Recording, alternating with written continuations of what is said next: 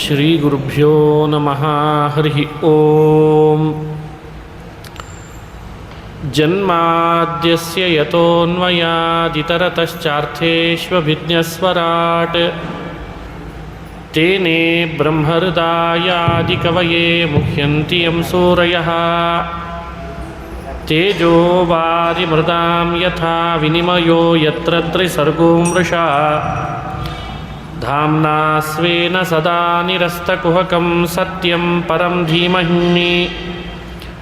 ಸೃಷ್ಟಿಸ್ಥಿತ್ಯಪ್ಯಯೇಹ ನಿಯತಿರ್ಹಿತಮೋ ಬಂಧಮೋಕ್ಷಾಶ್ಚ ಯಸ್ಮಾತ್ ಅಸ್ಯ ಶ್ರೀ ಬ್ರಹ್ಮರುದ್ರಪ್ರಭೃತಿಸುರನರದ್ವೀಷಶತ್ರುತ್ಮಕಸ್ಯ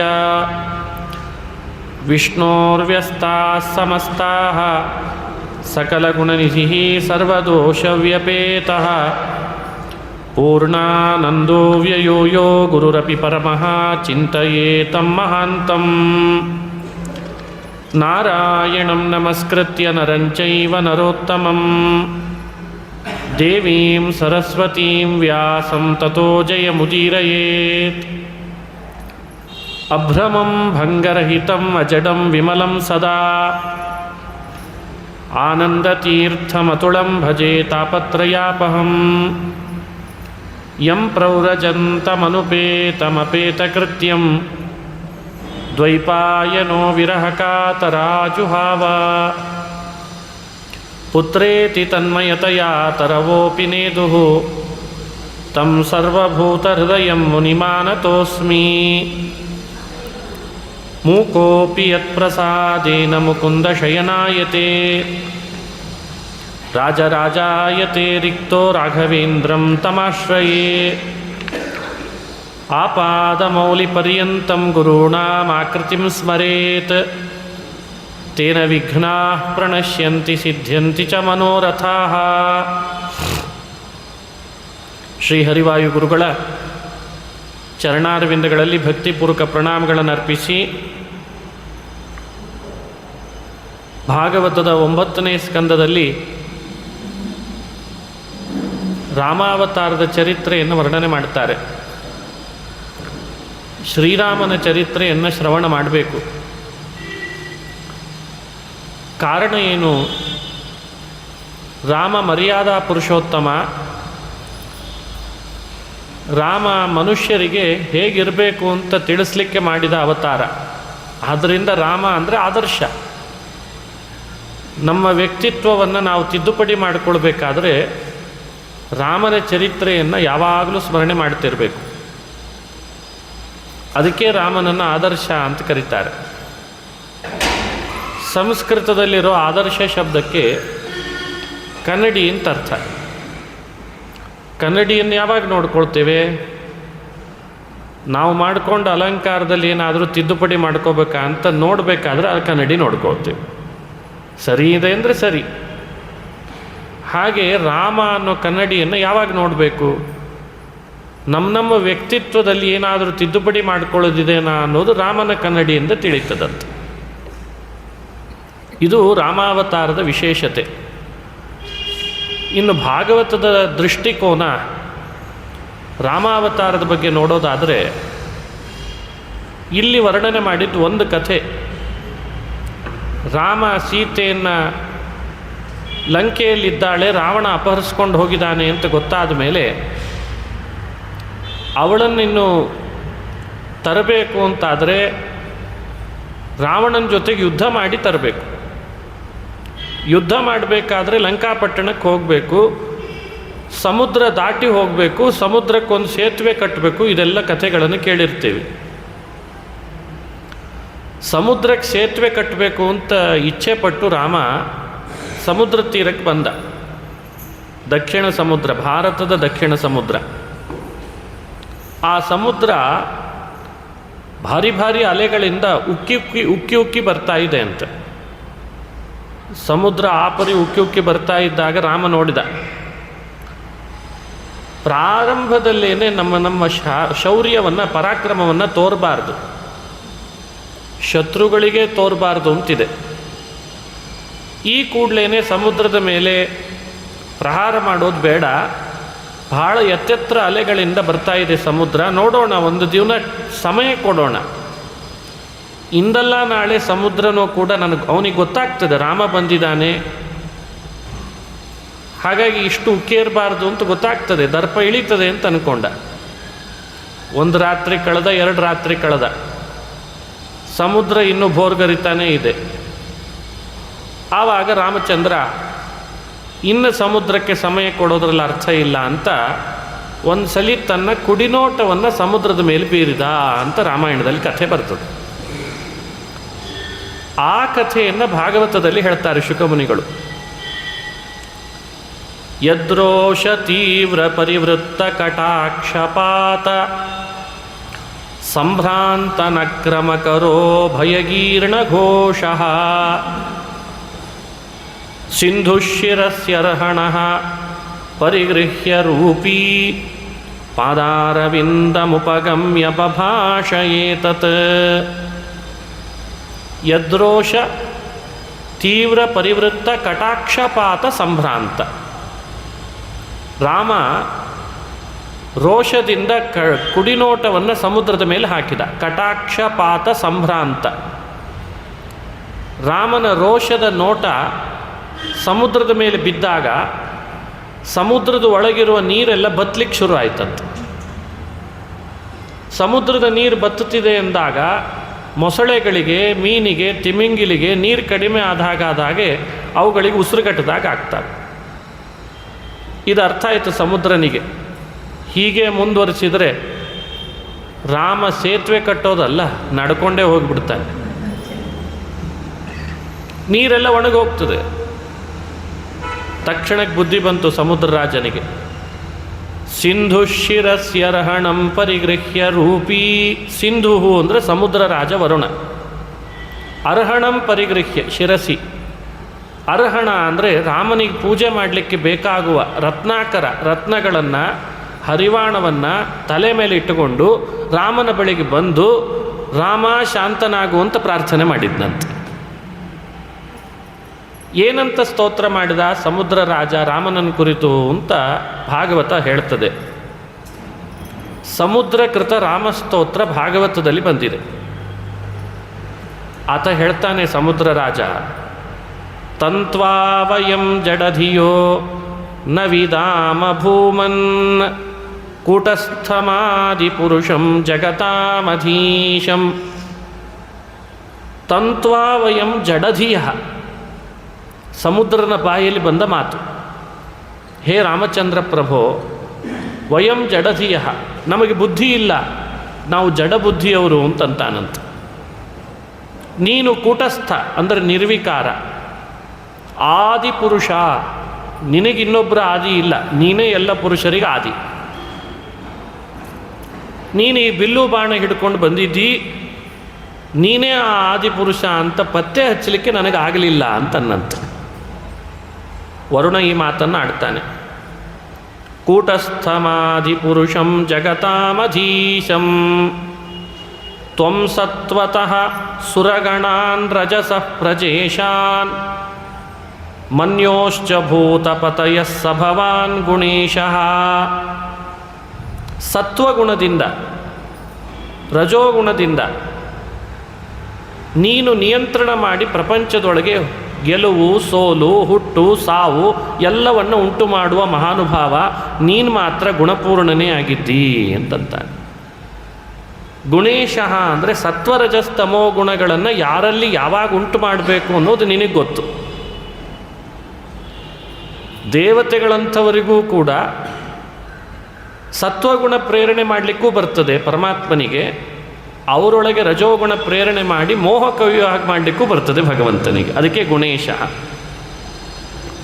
ನನ್ನಿಂದ ತಪ್ಪಾಗಿದೆ, ನಿನ್ನ ತಿಳಿಲಿಲ್ಲ, ಈಗ ನನಗೆ ತಿಳಿತು ನೀನು ಯಾರು ಅಂತ. ಹಾಗಾಗಿ ಶಾಂತನಾಗಿ ನೀನು ಸೇತುವೆ ಕಟ್ಟಬೇಕು ಅಂತ ಸಂಕಲ್ಪ ಮಾಡ್ತಾ ಇದ್ದಿ, ಮೊದಲು ಈ ಸಮುದ್ರಕ್ಕೆ ಸೇತುವೆ ಕಟ್ಟು ಅಂತಂದಂತೆ. ಸಮುದ್ರನ ಅನುಮತಿ ಪಡೆದು ಸಮುದ್ರಕ್ಕೆ ಸೇತುವೆ ಕಟ್ಟಿದ ರಾಮ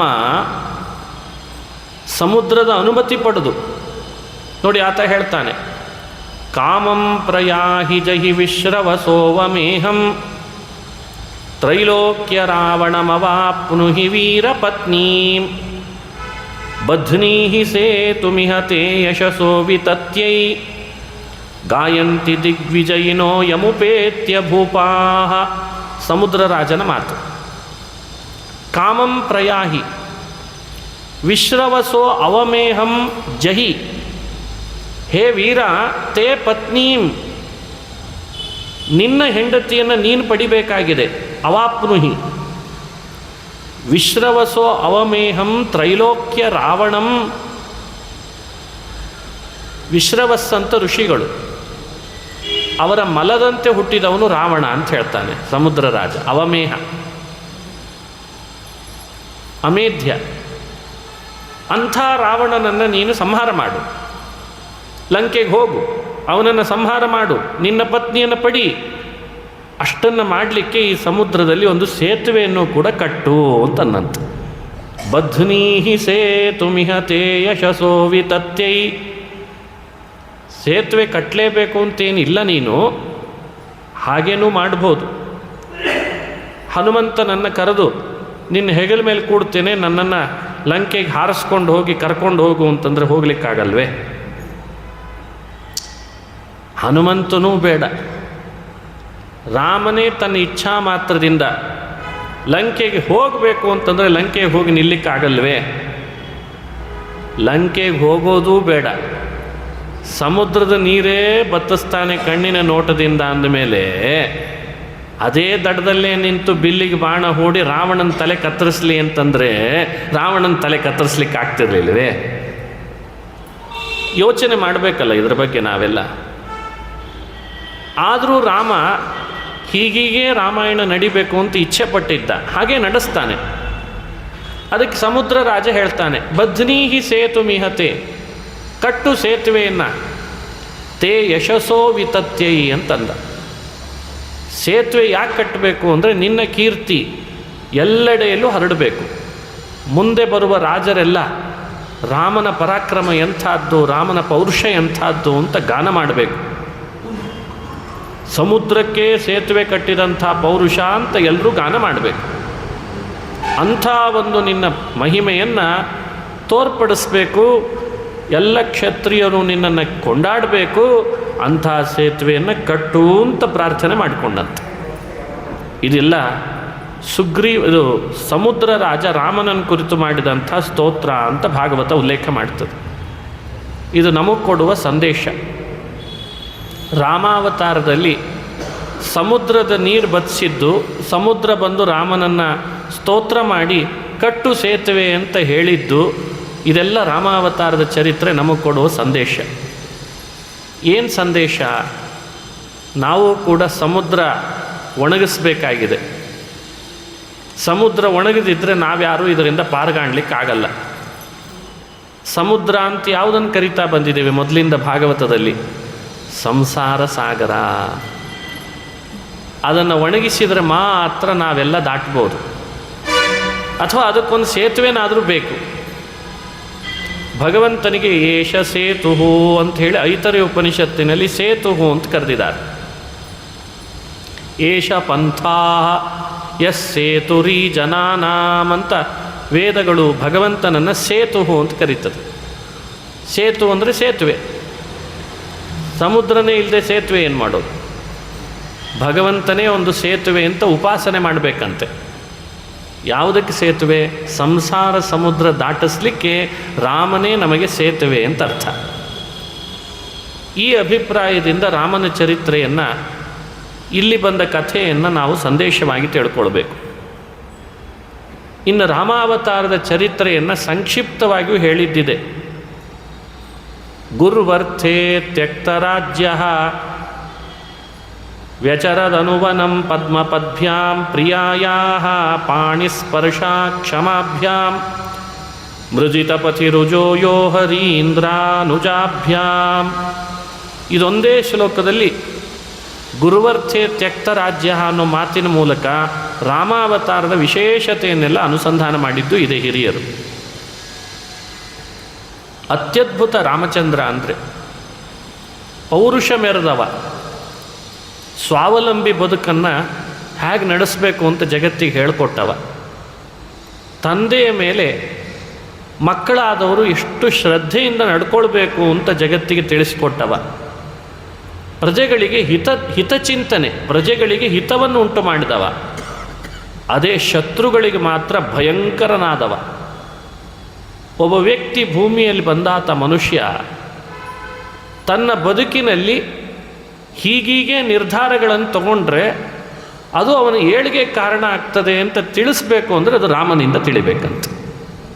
ಅದು ಯಾವುದೇ ಆಗಿರ್ಬೋದು, ಅದು ಎಂಥ ಸಂದರ್ಭನೇ ಇರ್ಬೋದು. ಕಾಡಿಗೆ ಹೋಗೋದಿರ್ಬೋದು, ನಾಡಿನಲ್ಲಿರೋದಿರ್ಬೋದು, ತಮ್ಮನೊಟ್ಟಿಗೆ ಮಾತನಾಡೋದಿರ್ಬೋದು, ಅಣ್ಣನೊಟ್ಟಿಗೆ ಬೆರೆಯೋದಿರ್ಬೋದು, ತಂದೆ ತಾಯಂದ್ರ ಜೊತೆಯಲ್ಲಿ ಮಾತನಾಡೋದಿರ್ಬೋದು, ನಿರ್ಧಾರಗಳನ್ನು ತಗೊಳ್ಳೋದಿರ್ಬೋದು. ಜೀವನದಲ್ಲಿ ಎಲ್ಲ ವಿಷಯದಲ್ಲಿ ರಾಮನನ್ನು ಅನುಸರಿಸ್ಬೇಕಂತ. ಅದಕ್ಕೆ ಒಂದು ಮಾತು ಪ್ರಸಿದ್ಧವಾದದ್ದು, ರಾಮಾದಿವದ್ ವರ್ತಿತವ್ಯಂ ನ ರಾವಣಾದಿವತ್ ಅಂತಾರೆ ಹಿರಿಯರು. ಇದ್ರೆ ರಾಮನ ಹಾಗೆ ಇರಬೇಕಂತೆ. ರಾಮಾದಿವತ್ ವರ್ತಿತವ್ಯಂ, ರಾಮನಂತಿರು, ಲಕ್ಷ್ಮಣನಂತಿರು, ಭರತನಂತಿರು, ರಾಮಾದಿವತ್ ವರ್ತಿತವ್ಯ. ರಾವಣನಂತಿರಬೇಡ, ಶೂರ್ಪಣಖಿ ಅಂತ ಮೊದಲಿರಬೇಡ, ಮಂಥರೆ ಆಗಬೇಡ, ಮಂಥರೆ ಹಾಗಾಗಬೇಡ, ಕುಂಭಕರ್ಣನಂತಿರಬೇಡ, ಇಂದ್ರಜಿತ್ತನಂತೆ ಆಗಬೇಡ, ವಂಚಕ, ಅಕ್ಷಕುಮಾರನಂತ ಆಗಬೇಡ. ರಾಮಾದಿವದ್ ವರ್ತಿತವ್ಯ, ಇದ್ರೆ ರಾಮಾದಿಗಳಂತೆ ಇರಬೇಕು. ಇದು ನಮಗೆ ಹಿರಿಯರು ನಮಗೆ ಕೊಟ್ಟಂತಹ ದೊಡ್ಡ ಪಾಠ. ಹಾಗಾಗಿ ರಾಮ ಅಂದರೆ ಅದು ನಮ್ಮ ವರ್ತನೆಯಲ್ಲಿ ಸರಿಯಾದ ಮಾರ್ಗದರ್ಶಕ, ಆ ರಾಮ ಪಾತ್ರ. ಇದು ರಾಮಾಯಣದ ವಿಶೇಷತೆ ಅಂತ ತಿಳಿಸ್ತಾರೆ.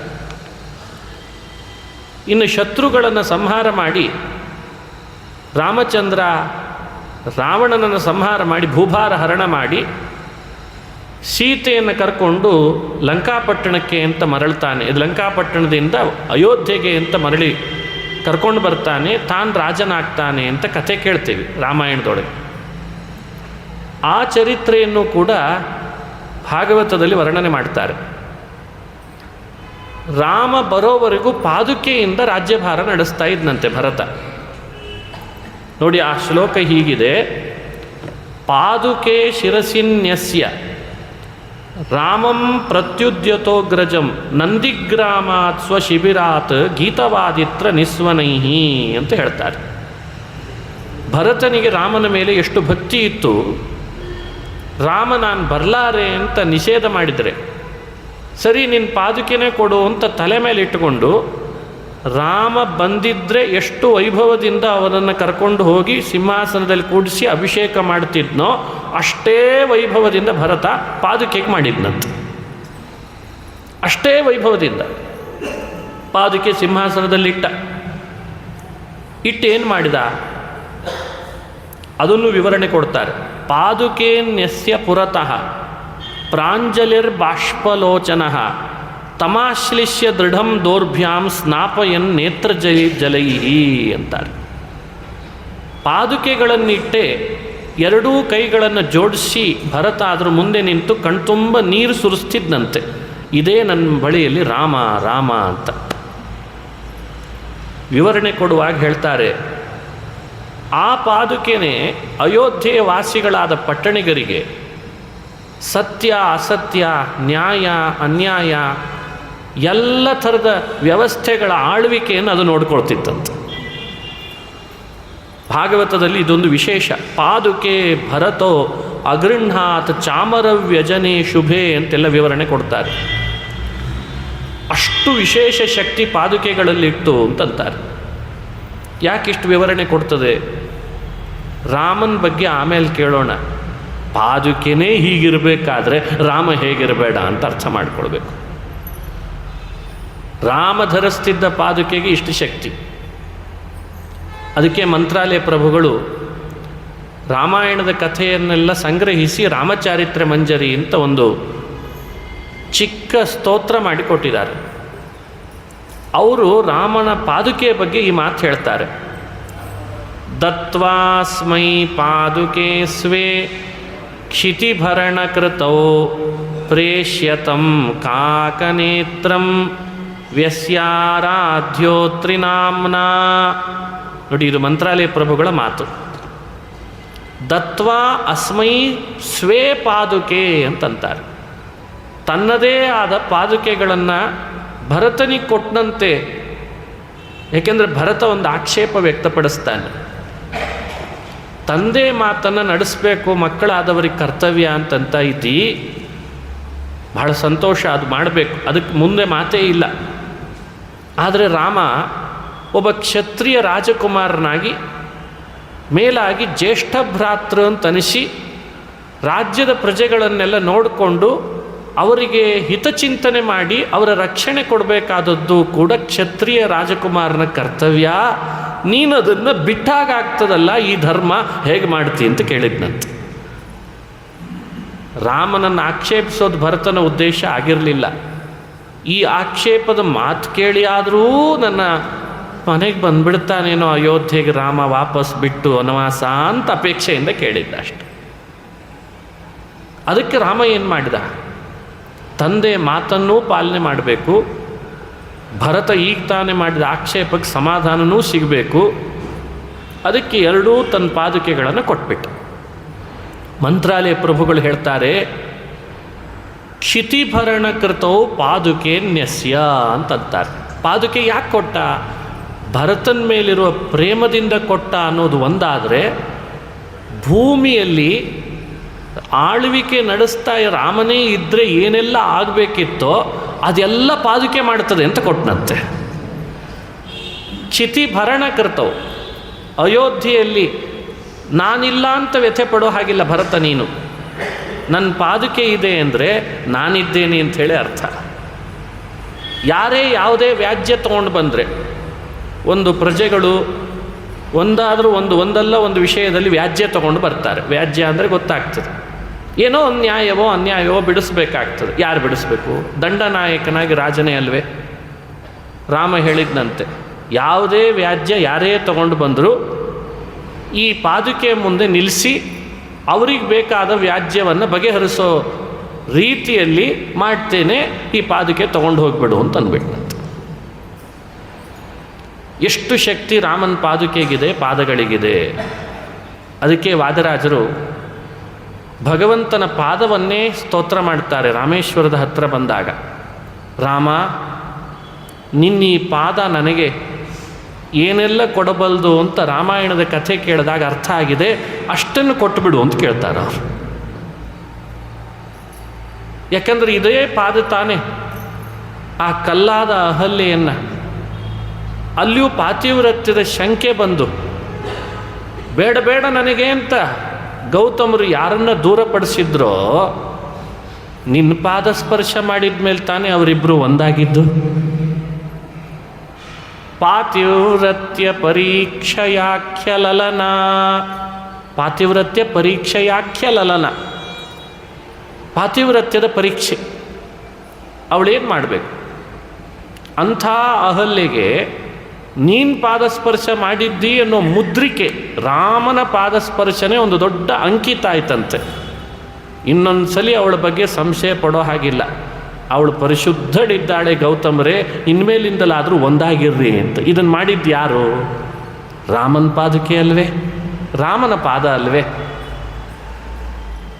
ಅದೇ ಗುಹ ಗಂಗೆಯನ್ನು ದಾಟಿಸ್ತೇನೆ ಅಂತ ಹೊರಟಾಗ ಒಬ್ಬ ಗಂಗೆ ದಾಟಿಸುವ ದೋಣಿಯಲ್ಲಿ ಗಂಗೆ ದಾಟಿಸುವ ಗುಹನಿಗೂ ಕೂಡ ಗೊತ್ತಂತೆ ನಿನ್ನ ಪಾದದ ಶಕ್ತಿ ಎಷ್ಟು ಅಂತ.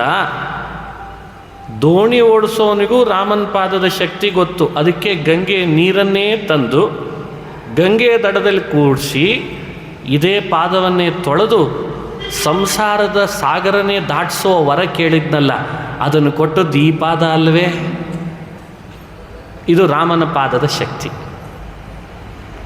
ಈ ಪಾದ ಎಂಥ ಅದ್ಭುತವಾದ ಮಹಿಮೆ ಪಡೆದಿದೆ ಅಂದರೆ, ರಾಮ ಸದಾ ನಿನ್ನ ಸ್ಮೃತಿ ಪಟಳದಲ್ಲಿ, ನಿನ್ನನ್ನೇ ಸ್ಮೃತಿ ಪಟಳದಲ್ಲಿ ಇಟ್ಟುಕೊಳ್ಳುವ ಶಕ್ತಿ ಈ ಪಾದಕ್ಕಿದೆ. ಆ ಶಬರಿ, ಆ ಶರಭಂಗ, ಅಂಥಂಥ ಮಹಾನುಭಾವರು ಇಂದಲ್ಲ ನಾಳೆ ನನ್ನ ಮನೆಗೆ ಪಾದ ಬೆಳೆಸ್ತಾನೆ ರಾಮ. ಇಂದಲ್ಲ ನಾಳೆ ಬಂದೇ ಬರ್ತಾನೆ. ಅಷ್ಟು ಅವರ ಪ್ರತೀಕ್ಷೆ. ಆ ಪ್ರತೀಕ್ಷೆ ಹುಸಿ ಮಾಡದೆ ನಿನ್ನ ಈ ಪಾದ ಶರಭಂಗರ ಮನೆ ತನಕ ಪಾದ ಬೆಳೆಸ್ತಲ್ಲ, ಶಬರಿಯ ಮನೆ ತನಕ ಬೆಳೆಸಿದೆಯಲ್ಲ ಪಾದವನ್ನು. ಅವ್ರು ಮಾಡಿದ್ದೇನು? ಶರಭಂಗರು ಮಾಡಿದ್ದು ಗಟ್ಟಿ ಪಾದ ಹಿಡಿದ್ರಂತೆ, ಶಬರಿ ಮಾಡಿದ್ದು ಗಟ್ಟಿ ಪಾದನೇ ಹಿಡಿದದ್ದಂತೆ. ನಿರಂತರ ಸ್ಮರಣೆ ಅವರಿಗೆ ಸಿಗುವಂತೆ, ಸದ್ಗತಿ ಸಿಗುವಂತೆ ಮಾಡಿದ್ದು ಈ ಪಾದ ಅಲ್ವೇ? ಇಂಥ ಅದ್ಭುತ ದಂಡಕಾರಣ್ಯದಲ್ಲಿ ದೊಡ್ಡ ದೊಡ್ಡ ಮಹಾನುಭಾವರು ಋಷಿಗಳು ಒಬ್ಬರೇ ಇಬ್ಬರೇ, ಭರದ್ವಾಜರಂಥವರು, ಅಗಸ್ತ್ಯ ಋಷಿಗಳಿ ಅಂಥವರು, ಅವರೆಲ್ಲ ಸಾವಿರಾರು ವರ್ಷ ಗಿಡಮೂಲಿಕೆಗಳನ್ನು ತಿಂದು ತಪಸ್ಸು ಮಾಡುವ ಮುನಿಗಳೆಲ್ಲ ಈ ಪಾದಕ್ಕಾಗಿ ಹಾದಿ ಕಾಯ್ತಿದ್ರಲ್ಲ, ಬರ್ತದೆ ಬರ್ತದೆ ಅಂತ. ವೈರಾಗ್ಯ ಕೊಡುವ ಪಾದ, ನಿರಂತರ ನಿನ್ನ ಸ್ಮರಣೆ ಕೊಡುವ ಪಾದ, ನಮ್ಮೆಲ್ಲರನ್ನ ನಿರ್ಮಲರನ್ನಾಗಿ ಮಾಡುವ ಪಾದ, ಅದು ರಾಮನ ಶ್ರೀಪಾದ ಅಂತ ಚಿಂತನೆ ಮಾಡ್ತಾರೆ. ವೈರಾಗ್ಯಾಯ ನಿರಂತರ ಸ್ಮೃತಿಕೃತೆ ನೈರ್ಮಲ್ಯಾಯ ನಿರಂತರ ಸ್ಮೃತಿಕೃತೆ ವೈರಾಗ್ಯ ಭಾಗ್ಯಾಯ ಚ. ನಿಮ್ಮನ್ನು ನಿರ್ಮಲರನ್ನು ಮಾಡ್ತದೆ, ನಿರಂತರ ಭಗವಂತನ ಸ್ಮರಣೆ ಕೊಡೋ ಹಾಗೆ ಮಾಡ್ತದೆ, ಹಾಗೇನೆ ವೈರಾಗ್ಯವನ್ನು ನೀಡುತ್ತದೆ, ಸಂಪತ್ತನ್ನೂ ನೀಡುತ್ತದೆ. ಆ ಶಕ್ತಿ ರಾಮನ ಪಾದುಕೆಗಿದೆ ಅಂತ ರಾಜರು ತೀರ್ಥ ಪ್ರಬಂಧದಲ್ಲಿ ಈ ಮಾತನ್ನು ವರ್ಣನೆ ಮಾಡ್ತಾರೆ. ಹಾಗಾಗಿ ಭಾಗವತದಲ್ಲಿಯೂ ಕೂಡ 3 ಬಾರಿ ಪಾದುಕೆಯ ಬಗ್ಗೆ ಉಲ್ಲೇಖಿಸ್ತಾರೆ. ಭರತನೇ ಕೊನೆಗೂ ಆ ಪಾದುಕೆ ಹೊತ್ತುಕೊಂಡೇ ಹೊರಟನಂತಾತ. ಇಂಥ ಶಕ್ತಿ ಸಾಮಾನ್ಯ ಮಾನವರಿಗೆ ಬರಲಿಕ್ಕೆ ಸಾಧ್ಯನಾ? ಯಾರೀ ಪಾದುಕೆ ಇಟ್ಟು ರಾಜ್ಯಭಾರ ಮಾಡಿದ ಕಥೆ ಇದೆ, ತೋರಿಸ್ರಿ ನೋಡೋಣ.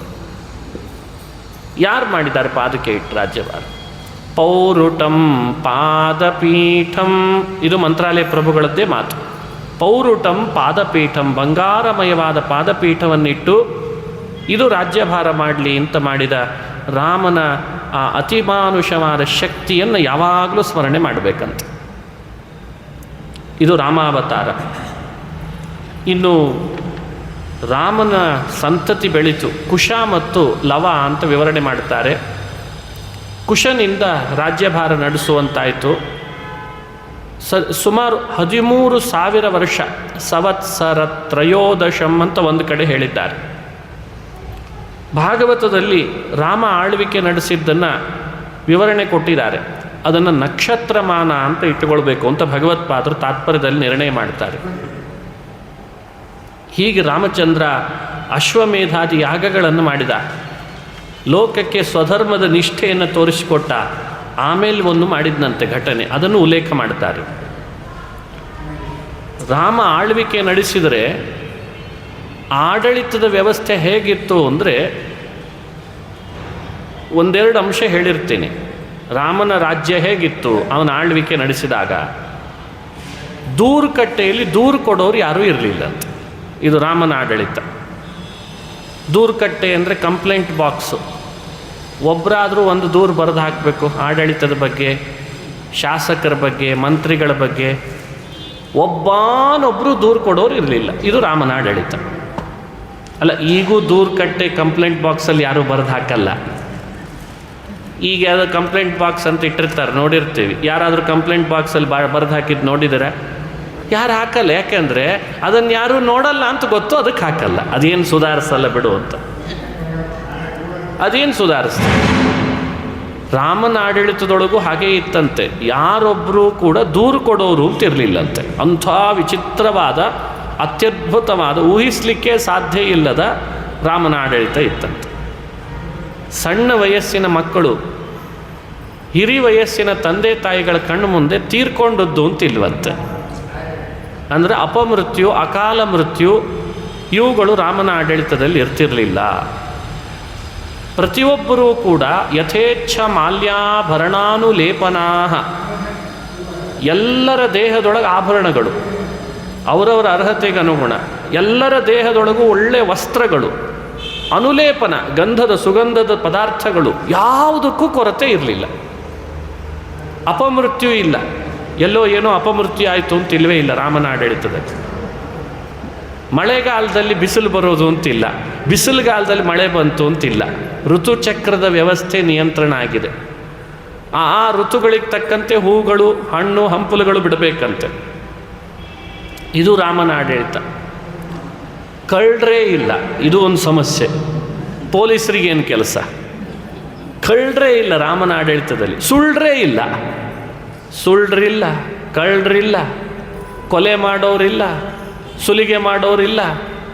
ಇಂಥ ಆಡಳಿತವನ್ನು ಜಗತ್ತಿಗೆ ಕೊಟ್ಟಂಥ ಏಕೈಕ ಪುರುಷ ಅಂದರೆ ಶ್ರೀರಾಮಚಂದ್ರ ಅಂತ ವಿವರಣೆ ಮಾಡ್ತಾರೆ. ಎಲ್ರಿಗೇನು ಅನ್ನಿಸ್ತಿತ್ತು ಅಂದರೆ, ನಮಗೆ ಯಾಕೆ ಬೇಕು ಮೋಕ್ಷ ಅಂತ, ನಮಗೆ ಯಾಕೆ ಬೇಕು ಸ್ವರ್ಗ, ನಾವು ರಾಮನ ಪ್ರಜೆಗಳಾಗಿ ಇಲ್ಲೇ ಇದ್ಬಿಡೋಣ ಅಂತ. ಒಬ್ಬರು ಹೋಗ್ಲಿಕ್ಕೆ ಒಲ್ಲರು ಮೇಲ್ಗಡೆಗೆ. ಕೊನೆಗೆ ಸಮಸ್ಯೆ ಯಾರಿಗೆ ಬಂತು ಗೊತ್ತೇನು? ಆಡಳಿತ ರಾಮ ಭೂಮಿಯಲ್ಲಿ ಮಾಡುವಾಗ ಬ್ರಹ್ಮಾದಿ ದೇವತೆಗಳಿಗೆ ಸಮಸ್ಯೆ ಬರಲಿಕ್ಕೆ ಶುರು ಆಯ್ತಂತೆ ಇವನ ಆಡಳಿತದಿಂದ. ಏನು ಕಾರಣ? ಸ್ವಾಮಿ, ಹೀಗೆ ನೀನು ಆಡಳಿತ ನಡೆಸಿಬಿಟ್ರೆ ನಮ್ಮ ಲೋಕಕ್ಕೆ ಅಂತೊಂದೇನು ಕೀರ್ತಿ ಇದೆಯಲ್ಲ, ಅದು ಹೋಗ್ಬಿಡ್ತದೆ. ಅದು ನಿನ್ನ ಸಂಕಲ್ಪದಂತೆ ಇರೋದು. ವೈಕುಂಠಕ್ಕೆ, ಸ್ವರ್ಗಕ್ಕೆ, ದೇವಲೋಕದಲ್ಲಿ ಸತ್ಯಲೋಕಕ್ಕೆ ಒಂದು ಕೀರ್ತಿ ಇದೆ, ಎಲ್ಲರೂ ಅಲ್ಲಿ ಬರಬೇಕು ಅಂತ. ನೀನು ಈ ಆಡಳಿತ ಈ ರೀತಿ ಕೊಟ್ಟರೆ ಅಲ್ಲಿಗೆ ಬರೋರು ಯಾರು ಸ್ವಾಮಿ? ಕ್ಷಮೆ ಮಾಡು, ಇನ್ನಾದರೂ ನಿನ್ನ ಅವತಾರದ ಸಮಾಪ್ತಿಯನ್ನು ನಿನ್ನ ಸಂಕಲ್ಪದಂತೆ ನಡಿಬೇಕು ಅಂತ ಭಾವಿಸ್ತೇವೆ ಅಂತ ಪ್ರಾರ್ಥನೆ ಮಾಡಿದ್ರಂತೆ. ಆಗ ರಾಮ ಏನು ಮಾಡಿದ? ಆ ಘಟನೆಯನ್ನು ಹೇಳ್ತಾರೆ. ಎಲ್ಲ ಕಡೆಯಲ್ಲಿ ದಿಕ್ಕುಗಳಿಗೆ ಘೋಷಣೆ ಕೂಗಿಸಿದ್ನಂತೆ. ಆ ಘೋಷಣೆ ಏನಿತ್ತು? ಸಮಾಯಾತ ಸಮಾಯಾತ ಯೇ ಯೇ ಮೋಕ್ಷ ಪದೇಚ್ಛವಃ ಏವಮಾಘೋಷಯದ್ರಾಮೋ ದಿಕ್ಷು ವಿದಿಕ್ಷು. ಎಲ್ಲೆಡೆ ಡಂಗೂರ ಸಾರಿಸಿದ, ಬರ್ರಿ ನಾನಿದ್ದೆಡೆಗೆ ಬರ್ರಿ. ಯಾರು ಬರ್ರಿ? ಯಾರ್ಯಾರಿಗೆ ಮೋಕ್ಷ ಬೇಕು ಅಂತ ಬಯಕೆ ಇದೆ ಅವರೆಲ್ಲ ಬರ್ರಿ ಅಂತಂದ. ಮೋಕ್ಷದ ಬಯಕೆ ಇರೋರು ಬರ್ರಿ ಅಂದರೆ ಯಾರಿಗಿರಲ್ಲ? ಬರೀ ಮನುಷ್ಯರಿಗಲ್ಲ. ಒಂದು ಪಟ್ಟಿ ಕೊಡ್ತಾರೆ. ನರರು, ವಾನರರು, ಕಿನ್ನರರು ಇವರೆಲ್ಲ ಬಂದಿದ್ದಾರೆ ಮೋಕ್ಷಕ್ಕೆ. ತೃಣ, ರಾಸಭ, ಅಶ್ವ, ಆನೆ ಅವು ಬಂತಂತೆ. ರಾಮ ಎಲ್ಲಿದ್ದಾನೆ? ರಾಮ ಮೋಕ್ಷ ಕೊಡ್ತಾನಂತೆ, ನಾವು ಬರ್ತೀವಿ. ರಾಮ ಮೋಕ್ಷ ಕೊಡ್ತಾನೆ, ನಾವು ಬರ್ತೀವಿ. ದೊಡ್ಡ ಮೆರವಣಿಗೆ. ರಾಮ ತನ್ನ ಅಯೋಧ್ಯೆಯಿಂದ ಸಾಕೇತಪುರದಿಂದ ಹೊರಟ. ಸಾಕೇತನಾಥ ಅಂತ ಕರೀತಾರೆ. ಸಾಕೇತನಾಥ ಕಪಿಲೋಕೆ ಅದನ್ನು ವರ್ಣನೆ ಮಾಡಿದ್ದಾರೆ ರಾಜರು. ಹೊರಡುವಾಗ ಹೇಗೆ ಹೊರಟ? ಎಷ್ಟು ಅದ್ಭುತವಾದ ಮೆರವಣಿಗೆ ನಡೀತಾ ಇದೆ ರಾಮಂದು. ನರ, ವಾನರ, ಕಿನ್ನರರೆಲ್ಲರೂ ರಾಮನನ್ನು ಹಿಂಬಾಲಿಸ್ತಾರೆ. ಆ ಅಯೋಧ್ಯೆಯಿಂದ ಹೊರಟಾಗ ಉತ್ತರ ದಿಕ್ಕಿನ ಕಡೆಗೆ ಹೊರಟಂತೆ ಮೆರವಣಿಗೆ. ಉತ್ತರದ ಕಡೆಗೆ ಹೋಗ್ತಾ ಎಲ್ಲರೂ ಬಂದಿದ್ದಾರಲ್ಲ. ಯಾರೋ ಕೇಳಿದರು, ಆಚಾರ್ಯ ಎಲ್ಲರೂ ಅಂತಿದ್ರಿ, ನಾವೆಲ್ಲ ಎಲ್ಲಿದ್ವಿ ಅಂತ. ನಾವು ಟಿ ವಿ ನೋಡ್ತಿದ್ವಿ, ಹೋಗಲಿಲ್ಲ ಅಷ್ಟೇ. ಅವ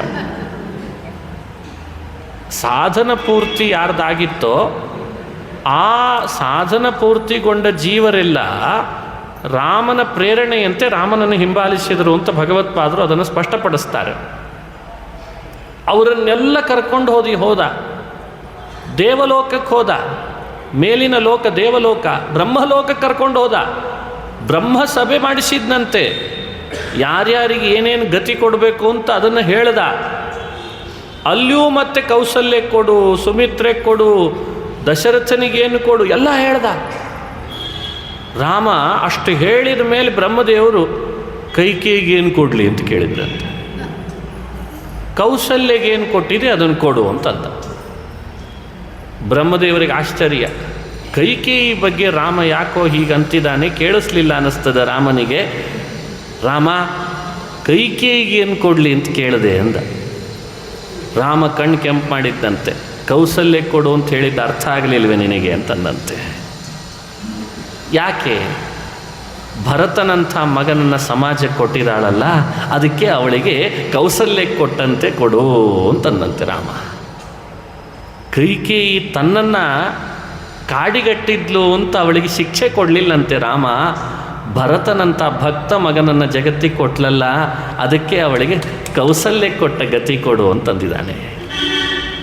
ಹೀಗೆ ಉಳಿದವರು ಸಾಧನೆ ಮಾಡಿಕೊಂಡು ಬಂದವರಿಗೆಲ್ಲ ಸಾಂತಾನಿಕ ಆ ಶಬ್ದ ವಾಲ್ಮೀಕಿ ರಾಮಾಯಣದಲ್ಲಿದೆ.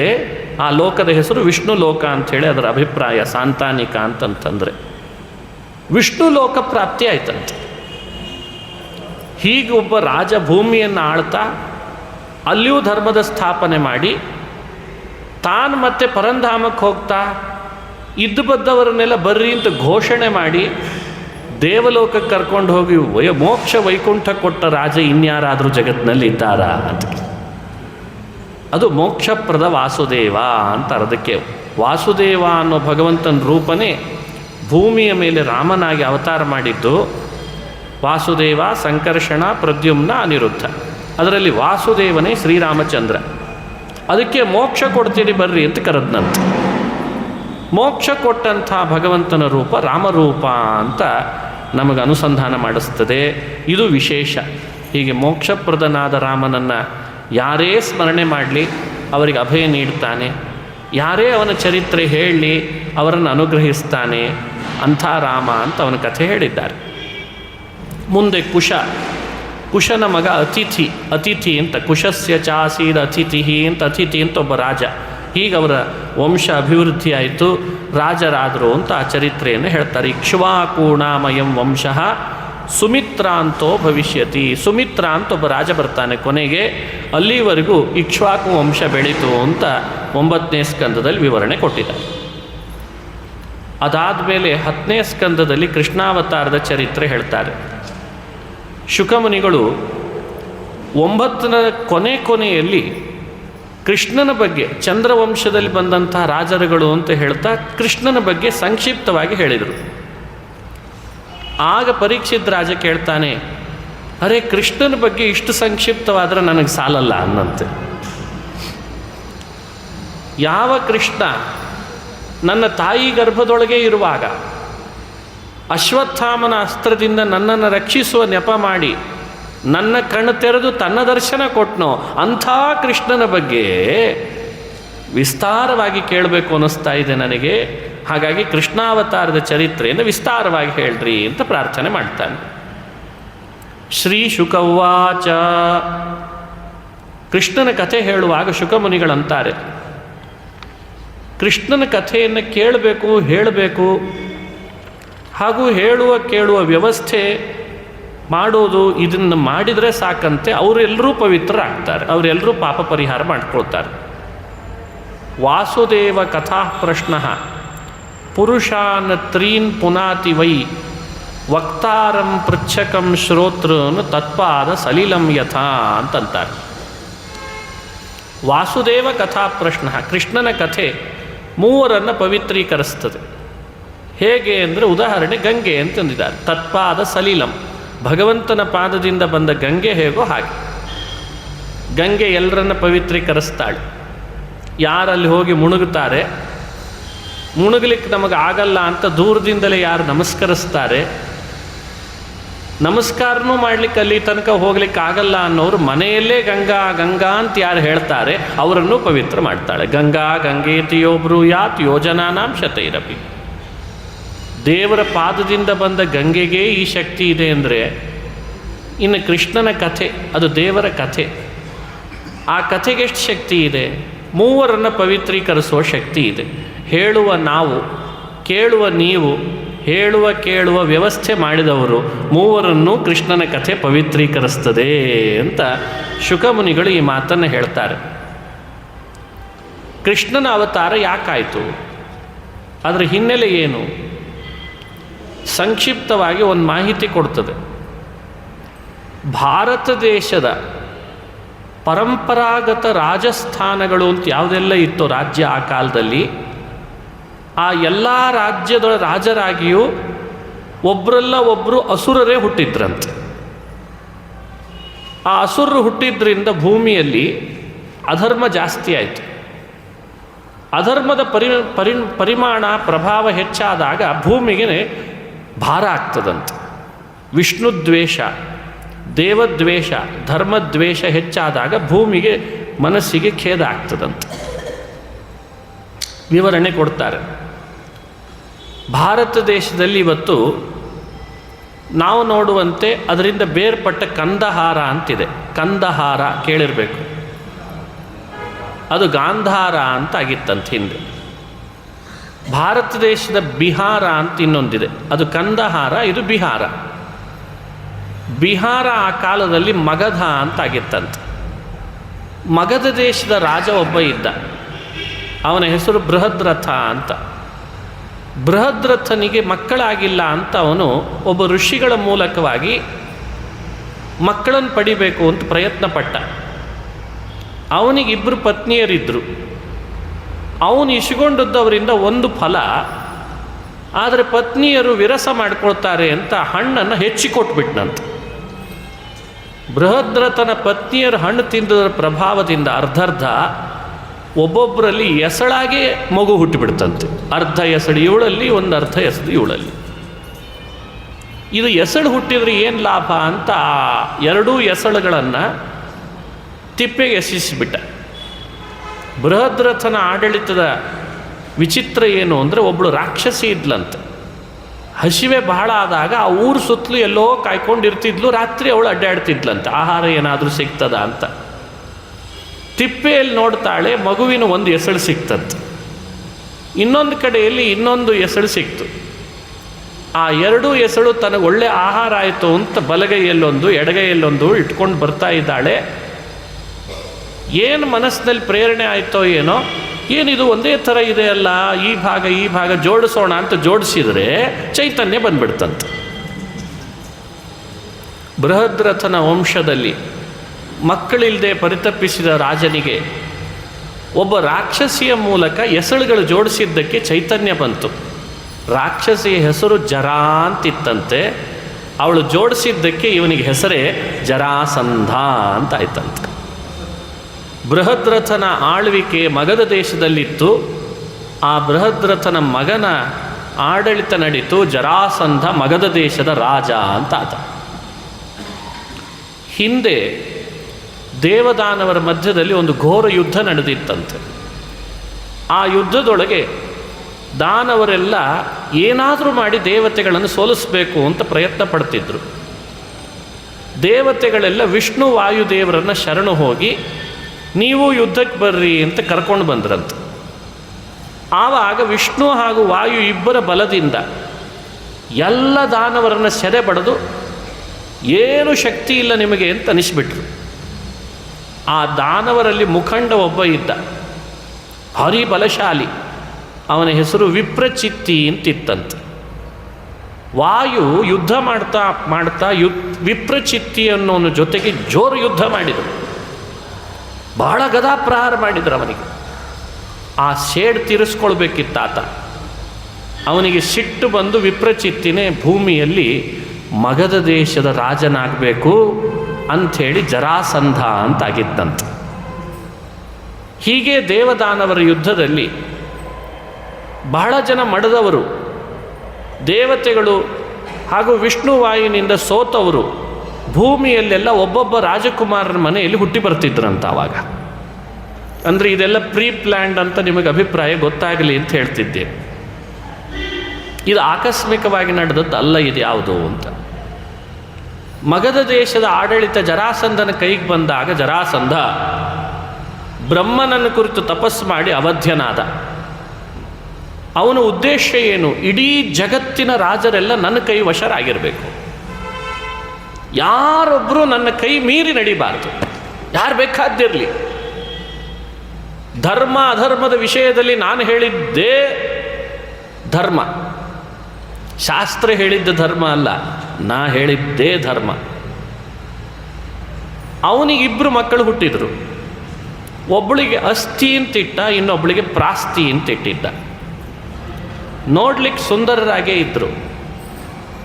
ಅಂತಃಪುರದ ಮೇಲೆ ಅಂತಃಪುರ, ಜರಾಸಂಧನ ಅರಮನೆ ಅಂದರೆ ಕೇಳಬೇಕೆ, ಮೇಲ್ಭಾಗದಲ್ಲಿ ನಿಂತಿದ್ರು ಇಬ್ಬರು. ಅದೇ ಸಮಯದಲ್ಲೇನೆ ದೇವದಾನವರ ಯುದ್ಧದಲ್ಲಿ ಒಬ್ಬ ರಾಕ್ಷಸ ಇದ್ದ, ಕಾಲನೇಮಿ ಅಂತ. ಅವನ ಹೆಸರೇ ಕಾಲನೇಮಿ. ಆತ ಕಾಲನೇಮಿ ಅಲ್ಲೂ ಮತ್ತೆ ವಿಷ್ಣುವಿನ ಹೊಡೆತ ತಿಂದು ಶೇಡಿಗೋಸ್ಕರವಾಗಿ ಮಥುರಾ ಪಟ್ಟಣದಲ್ಲಿ ಕಂಸ ಅಂತಾಗಿ ಹುಟ್ಟಿದ್ನಂತೆ. ಕಂಸ ಏನು ಮಾಡ್ತಾನೆ, ಆಕಾಶದಲ್ಲಿ ಒಂದು ವಿಮಾನದಲ್ಲಿ ಎಲ್ಲೋ ವಿಹಾರ ಮಾಡಲಿಕ್ಕೆ ಹೊರಟಿರ್ತಾನೆ, ಎಲ್ಲೋ ಒಂದು ಕಡೆ ಹೋಗ್ತಿರ್ತಾನೆ. ಕಂಸ ಆ ವಿಮಾನದಲ್ಲಿ ಹೋಗುವಾಗ ಅಂತಃಪುರದ ಮೇಲೆ ನಿಂತಹ ಅಸ್ಥಿ ಪ್ರಾಸ್ತಿಗಳು ಕಣ್ಣಿಗೆ ಬಿಡ್ತಾರೆ.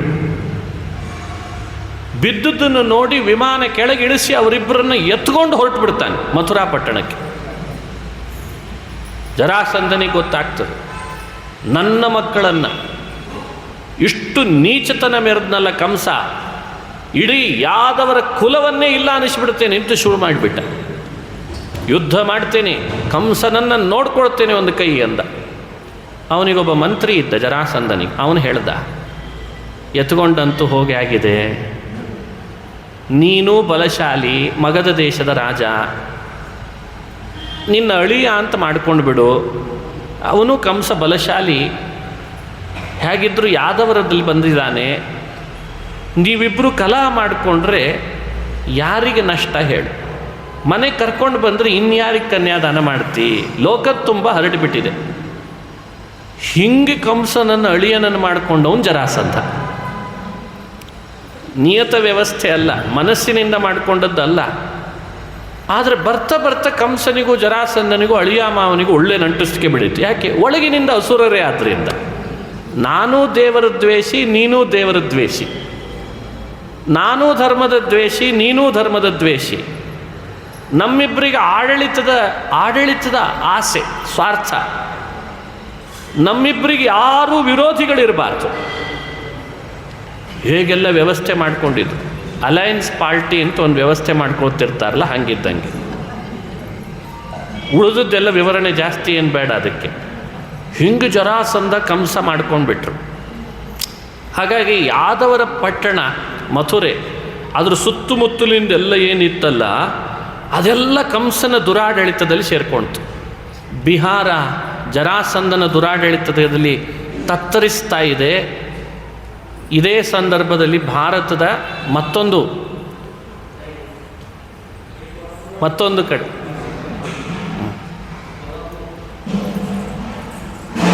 ಇದೇ ಸಂದರ್ಭದೊಳಗೆ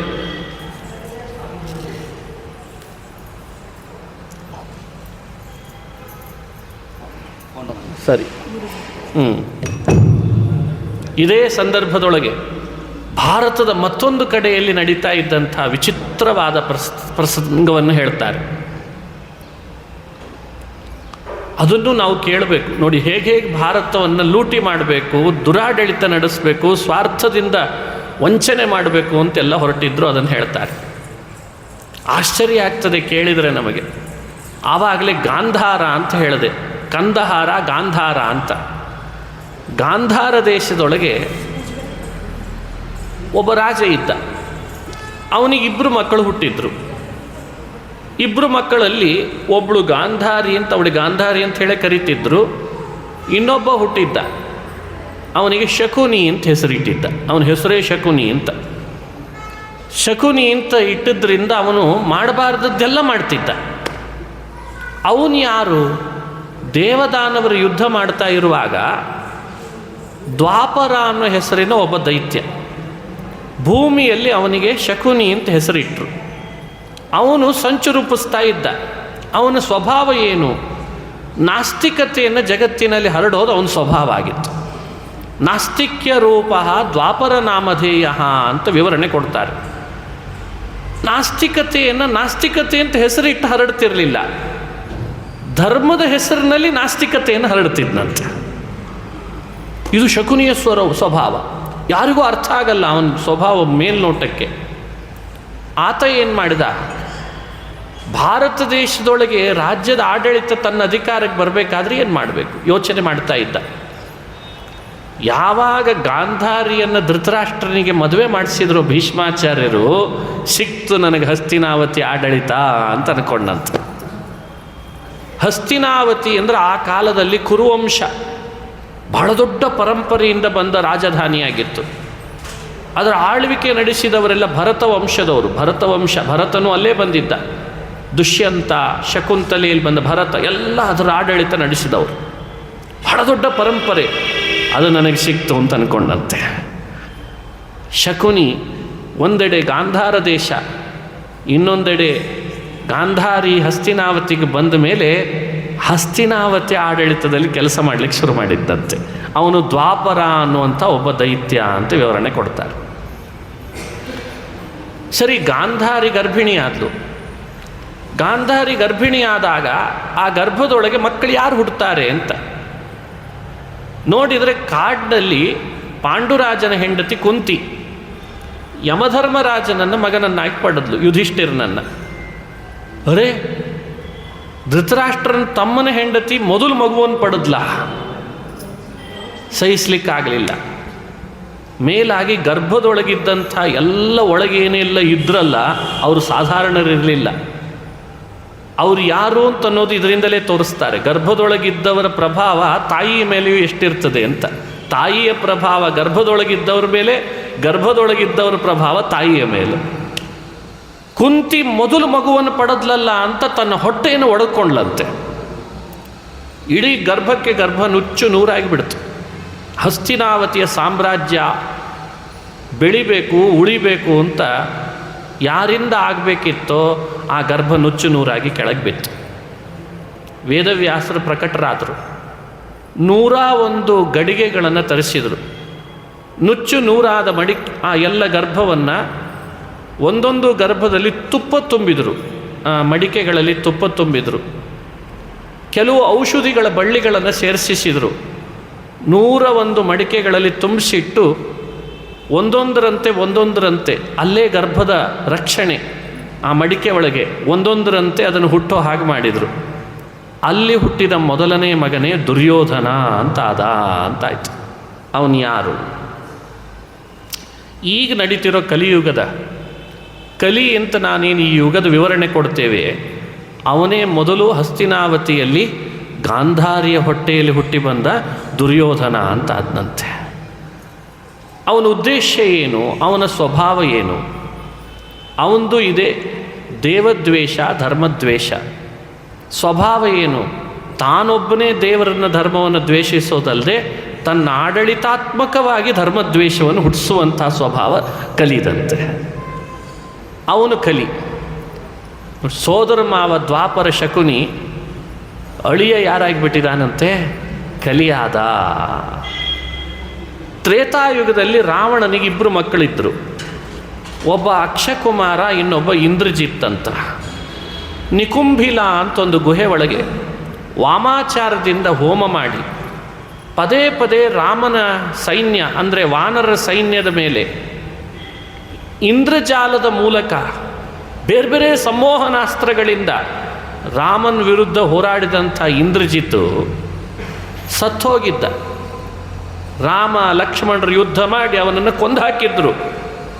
ಅದೇ ಇಂದ್ರಜಿತ್ತೆ ಶೇಡಿಗಾಗಿ ದುಶ್ಯಾಸನ ಅಂತಾಗಿ ಬಂದ ಅಂತ ವಿವರಣೆ ಕೊಡ್ತಾರೆ. ಹಸ್ತಿನಾವತಿಯಲ್ಲಿ 1-2 ವಂಚಕರು ಹುಟ್ಟಿಲ್ಲ. 100 ಜನ ಧೃತರಾಷ್ಟ್ರನಿಗೆ ಯಾರೆಲ್ಲ ಮಕ್ಕಳಾಗಿದ್ರೋ ಅವರೆಲ್ಲ ರಾಕ್ಷಸರೇ ಹುಟ್ಟಿದ್ರಂತೆ, ದೈತ್ಯರೇ ಅಂತೆ. ಇದು ಏನು ಹೇಳ್ತೀರಿ ಹೇಳಿ? ಇಡೀ ಭಾರತ ದೇಶದಲ್ಲಿ ಈ ಥರದ್ದೊಂದು ಹಸ್ತಿನಾವತಿಯ ರಾಜ್ಯ 100 ಜನ ಅಸುರರಿಂದ ತುಂಬಿ ತುಳುಕೋ ಹಾಗೆ ಆಗ್ತಾ ಇದೆ ಅಂತ. ಪ್ರಧಾನವಾಗಿ ನಾನು ಹೇಳ್ತಿದ್ದೇನೆ, ಈಗ ಎಲ್ಲರದ್ದು ಹೆಸರು ಹೇಳಿದರೆ ಮತ್ತೆ ಬೇರೆಯೇ ಆಗ್ತದೆ ಉಪನ್ಯಾಸ. ದುರ್ಯೋಧನ ಯಾರು, ದುಶ್ಯಾಸನ ಯಾರು? ಹೀಗೆ ಭಾರತದ ಉತ್ತರ ಪ್ರದೇಶದಲ್ಲಿ ಅಂದಿನ ಹಸ್ತಿನಾವತಿ ಅಸುರರಿಂದ ನಲಗಲಿಕ್ಕೆ ಶುರು ಆಯಿತು. ಭಾರತದ ಬಿಹಾರ ಪ್ರಾಂತ, ಮಗಧ ದೇಶ ಅಂತೇನು ಕೇಳಿದ್ವಿ, ಪಾಟ್ಲಿಪುತ್ರ, ಪಾಟ್ನಾ, ಅದೆಲ್ಲ ಜರಾಸಂಧನ ತೆಕ್ಕೆಗೆ ಬಿತ್ತು. ಯಾದವರ ಸಾಮ್ರಾಜ್ಯದ ರಾಜಧಾನಿ ಅದು ಕಂಸನ ತೆಕ್ಕೆಗೆ ಬಿತ್ತು. ಹೀಗೆ ಮುಂದುವರೆದ ಭಾಗ ಭಾರತದಲ್ಲಿ. ಈ ಭಾಗದ ಮಹಾರಾಷ್ಟ್ರ ಅಂತ ಇವತ್ತೇನು ಕೊಲ್ಹಾಪುರ ಅಂತ ಕರಿತೇವೆ, ಅಂದು ಅದು ಶೃಗಾಲ ವಾಸುದೇವನಪುರ ಅಂತ ಆಗಿತ್ತಂತೆ. ಶೃಗಾಲ ಅಂತ ಒಬ್ಬ ಅಸುರ, ಅವನು ಭೂಮಿಯಲ್ಲಿ ಹುಟ್ಟಿದ ಆತ, ವಸುದೇವನ ಮಗನಾಗಿದ್ದ ಅಂತ ವಿವರಣೆ ಕೊಡ್ತಾರೆ. ಆದರೆ ಅಸುರ, ದೈತ್ಯ. ಅವನು ತನ್ನ ಆಡಳಿತದಿಂದ ಎಲ್ಲ ಈ ಪ್ರಾಂತದಲ್ಲಿ ತಂದೆ ಆಗಬೇಕು ಅಂತ ಸ್ವಾರ್ಥ ಮೆರಿತಾ ಇದ್ದಂತೆ ಶೃಗಾಲ. ಕಾಶಿಗೆ ಒಮ್ಮೆ ವಸುದೇವ ಹೋದಾಗ ಕಾಶಿರಾಜನ ಮಗಳನ್ನು ಪುತ್ರಿಕಾ ಧರ್ಮದಿಂದ ಮದುವೆ ಮಾಡಿಕೊಂಡಿದ್ದ. ಅದಕ್ಕೆ ಅವನಿಗೊಬ್ಬ ಮಗು ಹುಟ್ಟಿತ್ತು, ಅವನಿಗೆ ಪೌಂಡ್ರಕ ಅಂತ ಇಟ್ಟಿದ್ರಂತೆ. ಅವನು ಯಾರು ಅಂದರೆ ಹಿಂದೆ ಅಂಗರಾಜನ ಮಗನಾಗಿ ಹುಟ್ಟಿದ ವೇನ ಅಂತ ಒಬ್ಬ ಇದ್ದ. ವೇನ ಅಂದರೆ ದೇವರ ದ್ವೇಷಿ. ಅವನೇನೆ ಕಾಶಿ ರಾಜ್ಯದ ಆಡಳಿತ ನಡೆಸಲಿಕ್ಕೆ ಪೌಂಡ್ರಕ ವಾಸುದೇವ ಅಂತಾಗಿ ಹುಟ್ಟಿದ. ಅಂತೂ ವಸುದೇವನ ಇಬ್ಬರು ಮಕ್ಕಳು, ಒಬ್ಬ ಶೃಗಾಲ ವಾಸುದೇವ, ಇನ್ನೊಬ್ಬ ಪೌಂಡ್ರಕ ವಾಸುದೇವ. ಕಾಶಿಯಲ್ಲಿ ಪೌಂಡ್ರಕ, ಕೊಲ್ಹಾಪುರದಲ್ಲಿ ಶೃಗಾಲ. ಇಬ್ಬರು ದುರಾಡಳಿತದಿಂದ ಆ ಪ್ರಾಂತಗಳೆಲ್ಲ ತತ್ತರಿಸಿ ಹೋಗ್ತಾ ಇದ್ದಂತೆ. ಹಿಮಾಲಯದ ಪ್ರಾಂತ, ಅಲ್ಲಿ ಒಂದು ತಪ್ಪಳ ಪ್ರದೇಶದಲ್ಲಿ ಬಹುದೊಡ್ಡ ಪಟ್ಟಣ, ಅದಕ್ಕೆ ಪ್ರಾಗ್ಜ್ಯೋತಿಷ ಅಂತ ಹೆಸರು. ವರಾಹ ಅವತಾರ ಮಾಡಿದಾಗ ಭೂಮಿಯ ಅಭಿಮಾನಿ ಧರಾ ಅಂತಿದ್ದಾಳೆ, ಅವಳನ್ನು ವಿವಾಹ ಮಾಡಿಕೊಂಡದ್ದರಿಂದ ಧರಾ ದೇವಿಯಲ್ಲಿ ಹುಟ್ಟಿದ ಒಬ್ಬ ರಾಕ್ಷಸ, ಆತನ ಹೆಸರು ನರಕ ಅಂತಿದೆ ಅಂತೆ. ಆ ನರಕ ಅನ್ನೋನು ಬ್ರಹ್ಮವರದಿಂದ ಅವಧ್ಯನಾಗಿ ತನ್ನ ಪಟ್ಟಣಕ್ಕೆ ಹೊರಗಿನಿಂದ ಯಾರು ಬರಬಾರ್ದು ಅಂತ ಜಲದುರ್ಗ, ಶಸ್ತ್ರದುರ್ಗ, ಗಿರಿದುರ್ಗಗಳಿಂದ ಪ್ರಾಗ್ಜ್ಯೋತಿಷ ಅನ್ನೋ ಹೆಸರಿನ ಪಟ್ಟಣವನ್ನು ತಾನೇ ಅದ್ಭುತವಾಗಿ ನಿರ್ಮಾಣ ಮಾಡಿಕೊಂಡು ವರಬಲದಿದ್ದ ಅವನು ತನ್ನ ಆಡಳಿತ ನಡೆಸ್ತಾ ಇದ್ದಂತೆ. ತಾನೊಬ್ಬನೇ ಹೊರಗೆ ಬರಬೇಕು, ಇನ್ಯಾರೂ ಹೊರಗೆ ಬರೋ ಹಾಗಿಲ್ಲ. ತಾನೊಬ್ಬನೇ ಒಳಗೆ ಹೋಗಬೇಕು, ಇನ್ಯಾರೂ ಬರೋ ಹಾಗಿಲ್ಲ ಬೇರೆ ಹೊರಗಿನಿಂದ. ಅವನಿಗೂ ಜರಾಸಂಧನಿಗೂ ಎಲ್ಲಿಲ್ಲದ ನಂಟಸ್ತಿಕೆ ಬೆಳೀತು. ಜರಾಸಂಧನಿಗೆ ಹೇಳ್ದ, ರಾಜಕುಮಾರರು ಅಂತ ಯಾರಿದ್ದಾರೆ ಅವರ ಸಂತಾನ ನೀನು ಹರಣ ಮಾಡು, ಅಂದ್ರೆ ಆ ರಾಜ್ಯಗಳೆಲ್ಲ ನಿಂದಾಗ್ತದೆ. ರಾಜಕುಮಾರರಿಗೆ ಕನ್ಯರು ಅಂತ ಯಾರು ಹುಟ್ಟಿದಾರಲ್ಲ ಅದರ ಹರಣ ನಾ ಮಾಡ್ತೀನಿ, ಆವಾಗಲೂ ಆ ರಾಜ್ಯ ನಂದಾಗ್ತದೆ ಅಂತ ಒಳ ಒಪ್ಪಂದ ಆಯ್ತಂತೆ. ಹಾಗಾಗಿ ರಾಜಕನ್ಯರನ್ನು ದಿಗ್ವಿಜಯದ ನೆಪ ಮಾಡಿ ಎಲ್ಲರ ಹತ್ರನೂ ತಂದೆ ಬಲ ಅಂತ ಸಾರ್ತಾ ನರಕಾಸುರ 16,100 ಜನ ವಿವಾಹ ಮಾಡಿಕೊಳ್ಳಿಕ್ಕೆ ವಯಸ್ಸಿನವರಷ್ಟೇ ವಿವಾಹ ಆಗಿಲ್ಲ, ಅವರನ್ನೆಲ್ಲ ತಂದು ಬಂಧಿಖಾನೆಯಲ್ಲಿ ಒಗೆದಂಥ ನೀಚ ನರಕಾಸುರ ಪ್ರಾಗ್ಜ್ಯೋತಿಷ ಪರದಲ್ಲಿ ಇದ್ದಂತೆ. ಇದು ಹಿಮಾಲಯದ ಪ್ರಾಂತದ ಒಂದು ಸಂದರ್ಭ. ಹೀಗೆ ಭಾರತ ದೇಶದ ಅಲ್ಲಲ್ಲಿ ನೀವು ನೋಡ್ತಾ ಬಂದರೆ ಚೇದಿ ಅಂತ ಒಂದು ದೇಶ. ಚೇದಿ ಅನ್ನೋ ದೇಶದಲ್ಲಿ ಒಬ್ಬ ರಾಜ ಇದ್ದ. ವಸುದೇವನ ತಂಗಿಯನ್ನು ವಿವಾಹ ಮಾಡಿಕೊಟ್ಟಿದ್ರು. ಅವಳಲ್ಲಿ ಹುಟ್ಟಿದ ಅವನು ಯಾರು? ಹಿಂದೆ ಸೀತೆಯನ್ನು ಅಪಹರಣ ಮಾಡಿದ ರಾವಣ. ರಾಮನಿಂದ ಏಟು ತಿಂದರೂ ಬುದ್ಧಿ ಬರದೇನೆ ಶಿಶುಪಾಲ ಅಂತಾಗಿ ಬಂದಿದ್ದ. ಅದಕ್ಕೆ ಅವನು ಚೈದ್ಯ ಅಂತಾಗಿದ್ದಂತೆ. ಹೀಗೆ ಇನ್ನೊಬ್ಬ ವಸುದೇವನ ತಂಗಿಯನ್ನು ವಿವಾಹ ಮಾಡಿಕೊಂಡಿದ್ದ ರಾಜಾಧಿದೇವಿ, ಅಲ್ಲಿ ಹುಟ್ಟಿ ಬಂದವನು ಶಿಶುಪಾಲನ ತಮ್ಮ ಕುಂಭಕರ್ಣ ಅಂತಿದ್ನಲ್ಲ, ರಾವಣನ ಸಹೋದರ, ಅವನೇ ದಂತವಕ್ತ್ರ ಅಂತಾಗಿ ಭೂಮಿಯಲ್ಲಿ ಬಂದಿದ್ದ. ಹಿಂದೆ ಮಧು ಕೈಟಭ ಅಂತ ವಿಷ್ಣುವಿನಿಂದ ಸಂಹೃತರಾದ ಇಬ್ಬರು ದೈತ್ಯರಿದ್ದರು. ಅವರಿಬ್ಬರೇ ಭೂಮಿಯಲ್ಲಿ ಹಂಸ ಡಿಬಿಕಾ ಅಂತಾಗಿ ಭೂಮಿಗೆ ಬಂದಿದ್ರಂತೆ. ಹೀಗೆ ಹಂಸ ಡಿಬಿಕಾ ಅನ್ನೋರು ಭೂಮಿಯಲ್ಲಿ ಬಂದು ದುರ್ವಾಸರಂಥ ಮಹಾತ್ಮರನ್ನು ಛೇಡಿಸಿ ಜರಾಸಂಧನಿಗೆ ಬಲಗೈ ಭಂಟರಾಗಿದ್ರಂತೆ. ಇನ್ನೊಬ್ಬ ಸಾಲ್ವ ಅಂತ ಮತ್ತೊಬ್ಬ ಇದ್ದ.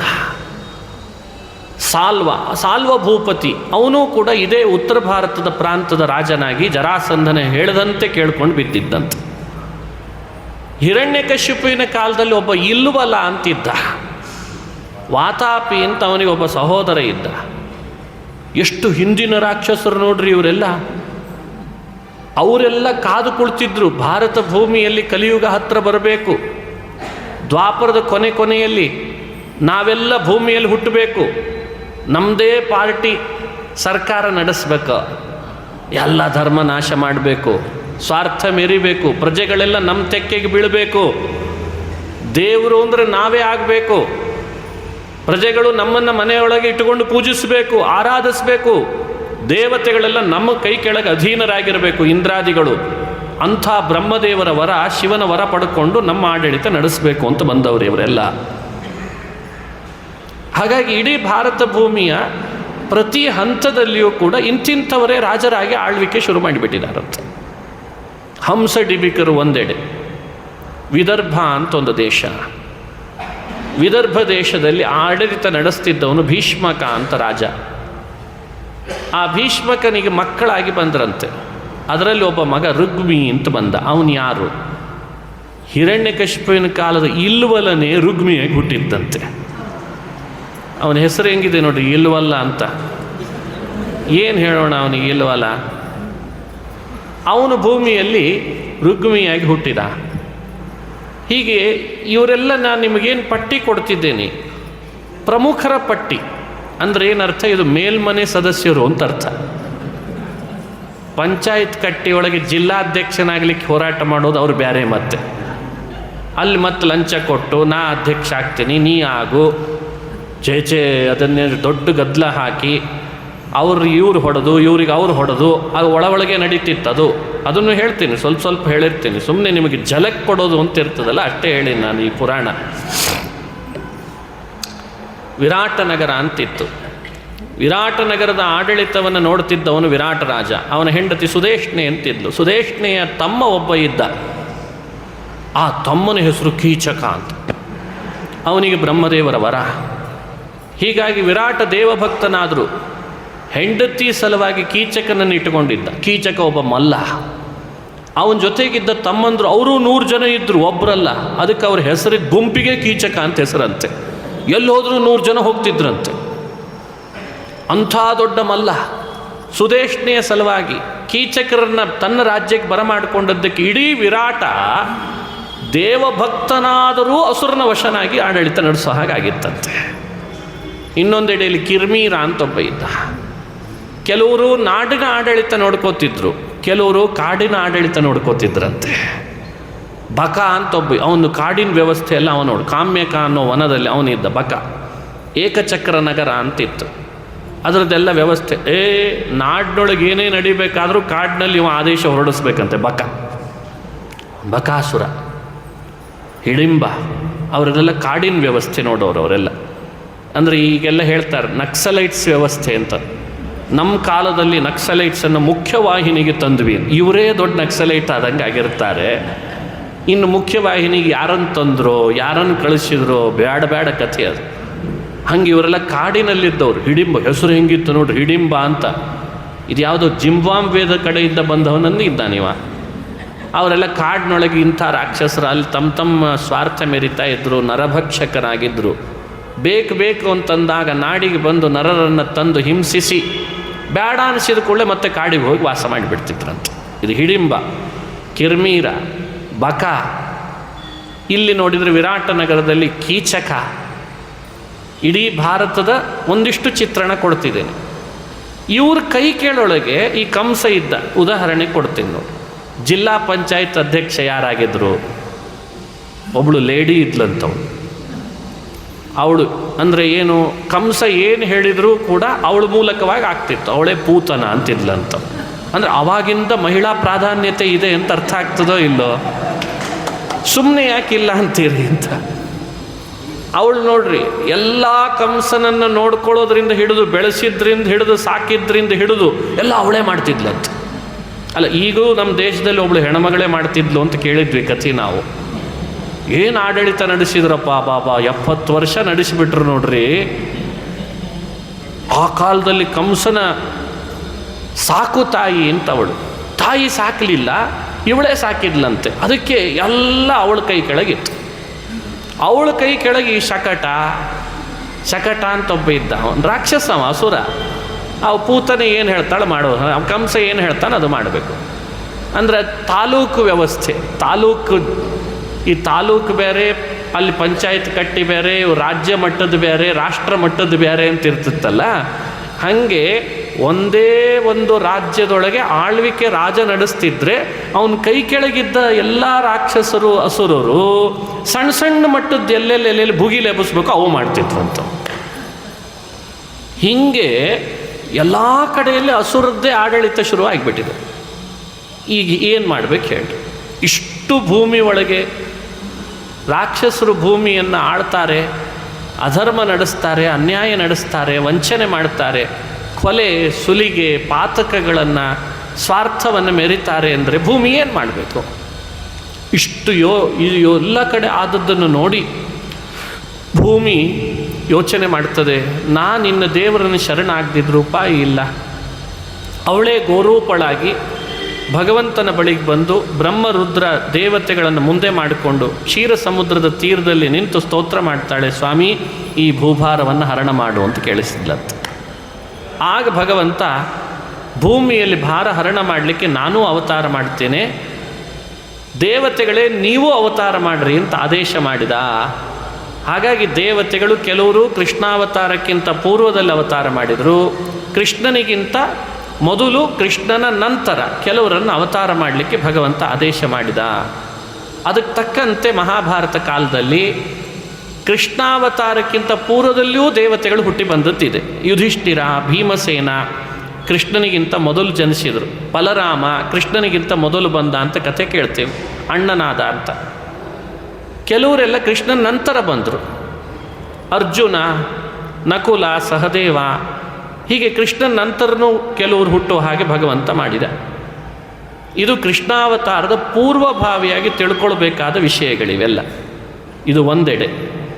ಇನ್ನೊಂದೆಡೆಯಲ್ಲಿ ದೇವಲೋಕದಲ್ಲಿ ಕೆಲವು ತಪ್ಪುಗಳಿಗೆ ಶಿಕ್ಷೆ ವಿಧಿಸುವ ನೆಪದಲ್ಲಿ ಭೂಮಿಯಲ್ಲಿ ಹುಟ್ಟಬೇಕಾಯ್ತಂತೆ ದೇವತೆಗಳು.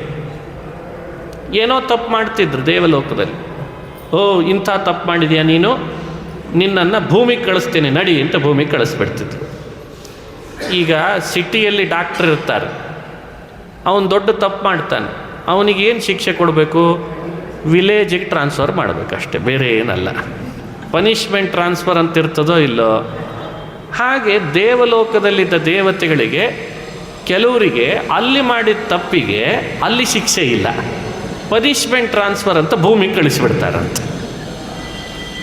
ಈ ಕಾರಣದಿಂದ ದೇವಲೋಕದಲ್ಲಿ ಕೆಲವು ದೇವತೆಗಳ ಹೆಸರು ಉಲ್ಲೇಖಿಸ್ತದೆ.